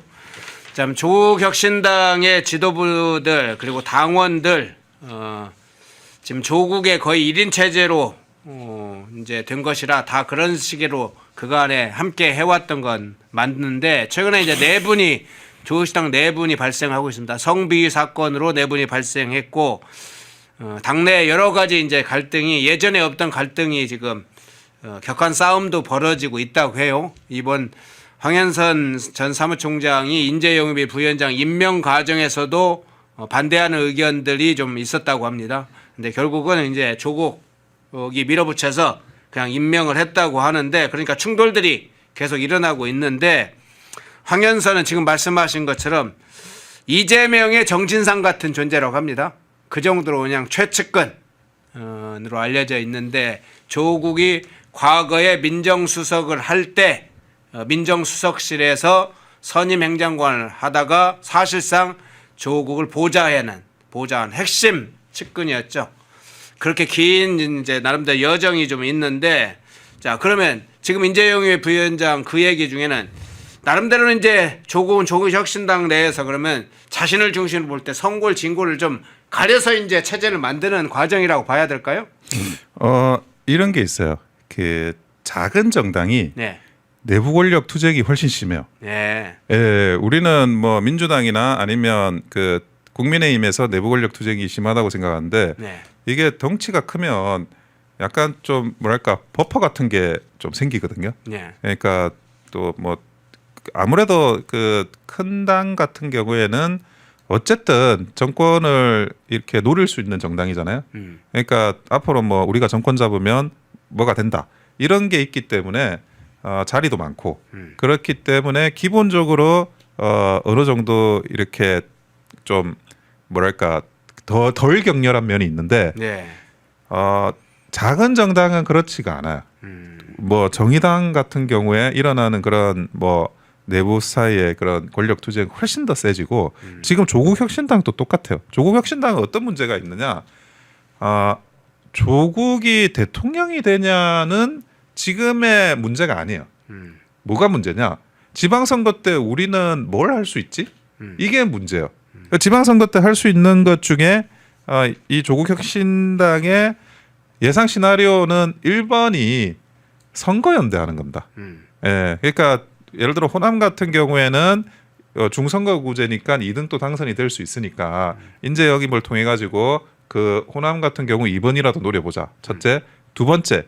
그리고 기초단체장이나 아니면 광역의원 같은 경우에는 소선거구제잖아요. 네. 그러면 이거를 민주당하고 협상을 해서 소선거구제 우리 선거연대를 받아올 수 있느냐 하는 부분. 요 부분이 있는데 전자든 후자든 그 자리가 굉장히 적어요. 그러면 이 적은 자리를 어떻게 이것을 뭐 적절하게 배정하느냐의 문제가 있는 거고 특히 이 황현선이 들어갔다라고 하는 이 직 이게 벌써 인재영입위원회 부위원장이잖아요. 네. 예, 물론 인재영입위원회 위원장은 뭐 외부 사람으로 좀 명망 높은 사람으로 하는 게 아닐까 싶고. 위원장은 조국이래요. 아 조국이요? 예. 그건 뭐 이거는 다 그냥 한통속이래. 예. 그러니까 부위원장이 이제 실무적인 걸 하게 될 거 아니에요? 예. 예. 그러니까 실무적인 걸 하다 보면 결국에는 여기서 이렇게 그 아주 적은 자리에 대한 분배를 결정하게 되는 거예요. 그러면 얼마나 이게 그 서로 간에 치열한 그런 권력 투쟁이 시작이 되겠습니까? 그래서 제가 볼 때는 그거 이미 이 지방선거에 대한 준비로 들어갔다. 그리고 조국 혁신당은 빨리 들어갈 수밖에 없어요. 왜 빨리 들어갈 수밖에 없냐? 민주당 같은 경우에는 아직은 그 당 전체가 그 뭐 진입된 건 아니에요. 보통 우리가 뭐 국민의힘이든 민주당이든 100일 전에 어떤 선거가 총선이든 뭐 그 지방선거든 한 100일 전부터 시작을 한다고 보거든요. 물론 그 전에 수면 아래선 계속 하고 있죠. 근데 뭐 이 그 체제가 바뀌는 그거는 실제로는 한 100일 전부터 시작을 하는데 지금 현재 조국 혁신당 같은 경우에는 이제도 미리 입도 선매를 해야 돼요. 입도 선배를 해야 예, 된다. 그게 중요하겠네요. 그게 중요해요. 그러니까 어떻게든 사람들을 먼저 이렇게 모셔놓고 그리고 내세울 만한 사람들을 더 좋게 포진을 시키고 큰 정당에 비해서 선점을 빨리 하는 게 선점을 중요하겠고요. 빨리 해야 되죠. 네. 그래서 선점을 빨리 해야만 이것을 나중에 민주당하고 선거 연대하는데 써먹을 수가 있어요. 그런데 뭐 정말 그 될 수 있는 자리 몇 개 안 되는 그런 자리들을 이런 뭐 여차저차하게 인재로 들여오는 과정에서도 뭐 솔직히 그 조국 혁신당보다는 민주당에 가고 싶어 할 거 아니에요. 근데 그럼에도 불구하고 조금 일찍 나서서 제안을 해가지고 이렇게 끌어들여서 그것을 이제 조국 혁신당의 바람으로 연결을 시킬 수가 있는 거죠. 이런 사람도 우리 당에 들어왔어. 저런 사람도 우리 당에 들어왔어. 이런 사람도 우리 당에 들어왔어.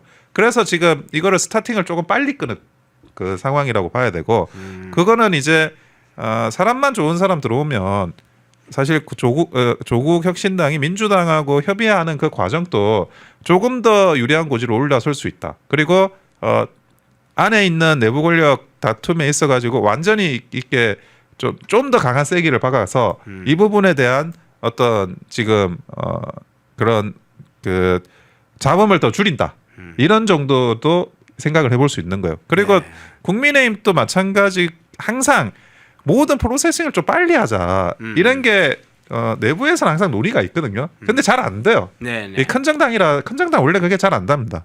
예, 그래서 지금은 이제 뭐 당무감사하고 있는 중이니까 뭐 지방선거를 시스템적으로 준비하는 건 당장은 어려운 상황이고 뭐 국민의힘이 그런데 또 당무감사는 안 할 수가 없고 그런 이제 큰 정당으로서의 그런 상황들은 또 있는데 조국 혁신당 같은 경우에는 자기들이 작은 정당으로서의 그런 발빠른 대처 이런 것들이 지금 볼 수가 있는 거죠. 예. 자, 마지막 질문 좀 드릴게요. 조국 혁신당 지난번 성비 사건 이거 제대로 지금 처리를 하고 간 게 아니라 그냥 덮고 일단 넘어가는 상황인 것으로 보입니다. 근데 앞서 이제 여론조사도 잠깐 다뤘는데 김현지 문제 다루다가 차기 대선 대통령 후보 적합도 조사를 했는데 조국은 이 범보수라고 아니 범진보라고 표현되는 조사에서 2위가 나왔어요. 12.3가 이렇게 나왔어요. 그래서 이제 조국의 지지율은 그래도 좀 나옵니다. 그런데 이제 궁금한 건 조국 혁신당 지지율을 보면 대부분의 거의 모든 현재 조사에서 정당 지지도 조사를 보면 2 내지 3 정도 되는 그 3% 정도의 진짜로 이 밑에서 놀고 있는데 이런 격차들은 계속되는 것 같아요. 이 상황을 어떻게 해석을 해야 될까요? 이런 디커플링이 사실 굉장히 좀 이례적이죠. 원래 그 대선 주자급의 그런 사람이 있는 당수로 있는 정당은 그래도 그 대선 주자의 한 절반 정도로 나와줘야 되거든요. 작은 정당이라고 하더라도. 그런데 그럼에도 불구하고 조국 혁신당이 제대로 지지율이 안 나오는 거는 조국 혁신당이 가지고 있는 어떤 근원적인 한계 그런 것들이 있어요. 그러니까 특히나 그 조국이 감옥에 있을 때 그때 보여준 게 없어요. 그러니까 조국이 감옥에 있을 때 물론 이제 조국 혁신당 입장에서는 그것이 위기잖아요. 그런데 그 안에 뭐 12명인가요? 그 비례 의원들한테는 자기의 모습을 보여줄 수 있는 또 기회거든요. 그 무대가 마련이 돼 있고 배지가 있다는 건 한번 보세요. 배지가 있다는 거는 어마어마한 권력입니다. 이게 그 절대 반지의 제왕의 절대 반지 같은 거예요. 절대 배지지. 그러니까 모든 그 우리나라에 있는 자료에 접속을 할 수가 있고 무슨 말을 하더라도 처벌받지 않아요. 그 자료를 다 보고 아니 이거보다 더 큰 권력이 어디 있습니까? 근데 그런 거에 대한 어떤 무대가 만들어졌을 때 내가 뭐다라고 하고 치고 나가고 어젠다를 만들어내고 그리고 그런 것들을 하는 사람이 거의 안 보여요. 그러니까 조국 혁신당에 누가 있는지도 사실 사람들이 잘 몰라요. 의원들로서. 그래서 당의 그런 그 체력이나 당이 가지고 있는 근본적인 한계가 누적이 돼 있어서 사실은 어렵고 그리고 조국 같은 경우도 조국이 이제 이거는 사실 모든 그 여러 가지 이 정치인들의 한계인데 보통 정치인들은 그 자기 컨텐츠는 거의 없어요. 네. 그러니까 컨텐츠가 있어야 그게 어젠다가 되고 그게 지도자가 돼요. 근데 내가 컨텐츠가 없는데 어느 정도는 갈 수 있어. 관리 능력으로, 매니지먼트 능력으로 어느 정도는 갈 수 있어요. 근데 지금 현재 이런 그 조국도 결국 뭐 한참 각광받고 그게 뭐가 이렇게 좀 스포트라이트가 있었을 때 그때는 무엇을 반대하는 그런 존재로서 누구를 공격하는 존재로서 이번에 총선에서도 지금 뭐 정권 심판론 그거 하나로 지금 한 거지. 그래서 내가 지금 감옥에서 사면 받고 나온 지도 좀 됐는데도 내가 뭐 어떤 어젠다를 설정하기가 굉장히 어렵고 그 유일한 어젠다가 검찰개혁이었는데 검찰개혁은 지금 오히려 민주당이 다 가져가 버렸어요. 그 어젠다가. 그러니까 아무것도 지금 콘텐츠가 없는 그런 지금 정치인이 되고 정당이 되다 보니까 지금으로서는 할 수 있는 게 없고 국민들이 또 기대하는 게 없는 거죠. 예, 무슨 말을 해도 무슨 말을 해도가 아니라 무슨 말을 지금까지 안 하더라. 그러니까 무슨 말을 했는데 그걸 믿고 안 믿고는 그다음 문제고 예. 무슨 말을 안 해. 그 조국 혁신당이 왜 존재하지? 조국이라는 정치인이 왜 존재해야 되지? 무슨 말을 안 하니까 자기는 뭐 국민들 입장에서 볼 때는 저 정당은 왜 있는 거지? 하는 그런 생각만 드는 거예요. 그래서 그게 오래 갈 수가 없고 결국 이제 민주당하고 마지막에는 합당이 될 거라고 봐요. 예. 예. 마지막에 이제 조국 혁신당 관련된 부분을 살펴봤습니다. 주요 주제는 사실 이제 이 내란 전담 재판부 문제, 법 왜곡죄에 관련된 판결, 민주당과 통일교 관련해서 보는 그 안에 숨겨진 것들, 뭐 이런 것들을 좀 살펴봤습니다. 예, 좀 자세하게 분석을 해주셨습니다. 원영섭 변호사님이었습니다. 고맙습니다. 예, 감사합니다. 다른 영상도 즐기시려면 구독 버튼을 꼭 눌러주세요.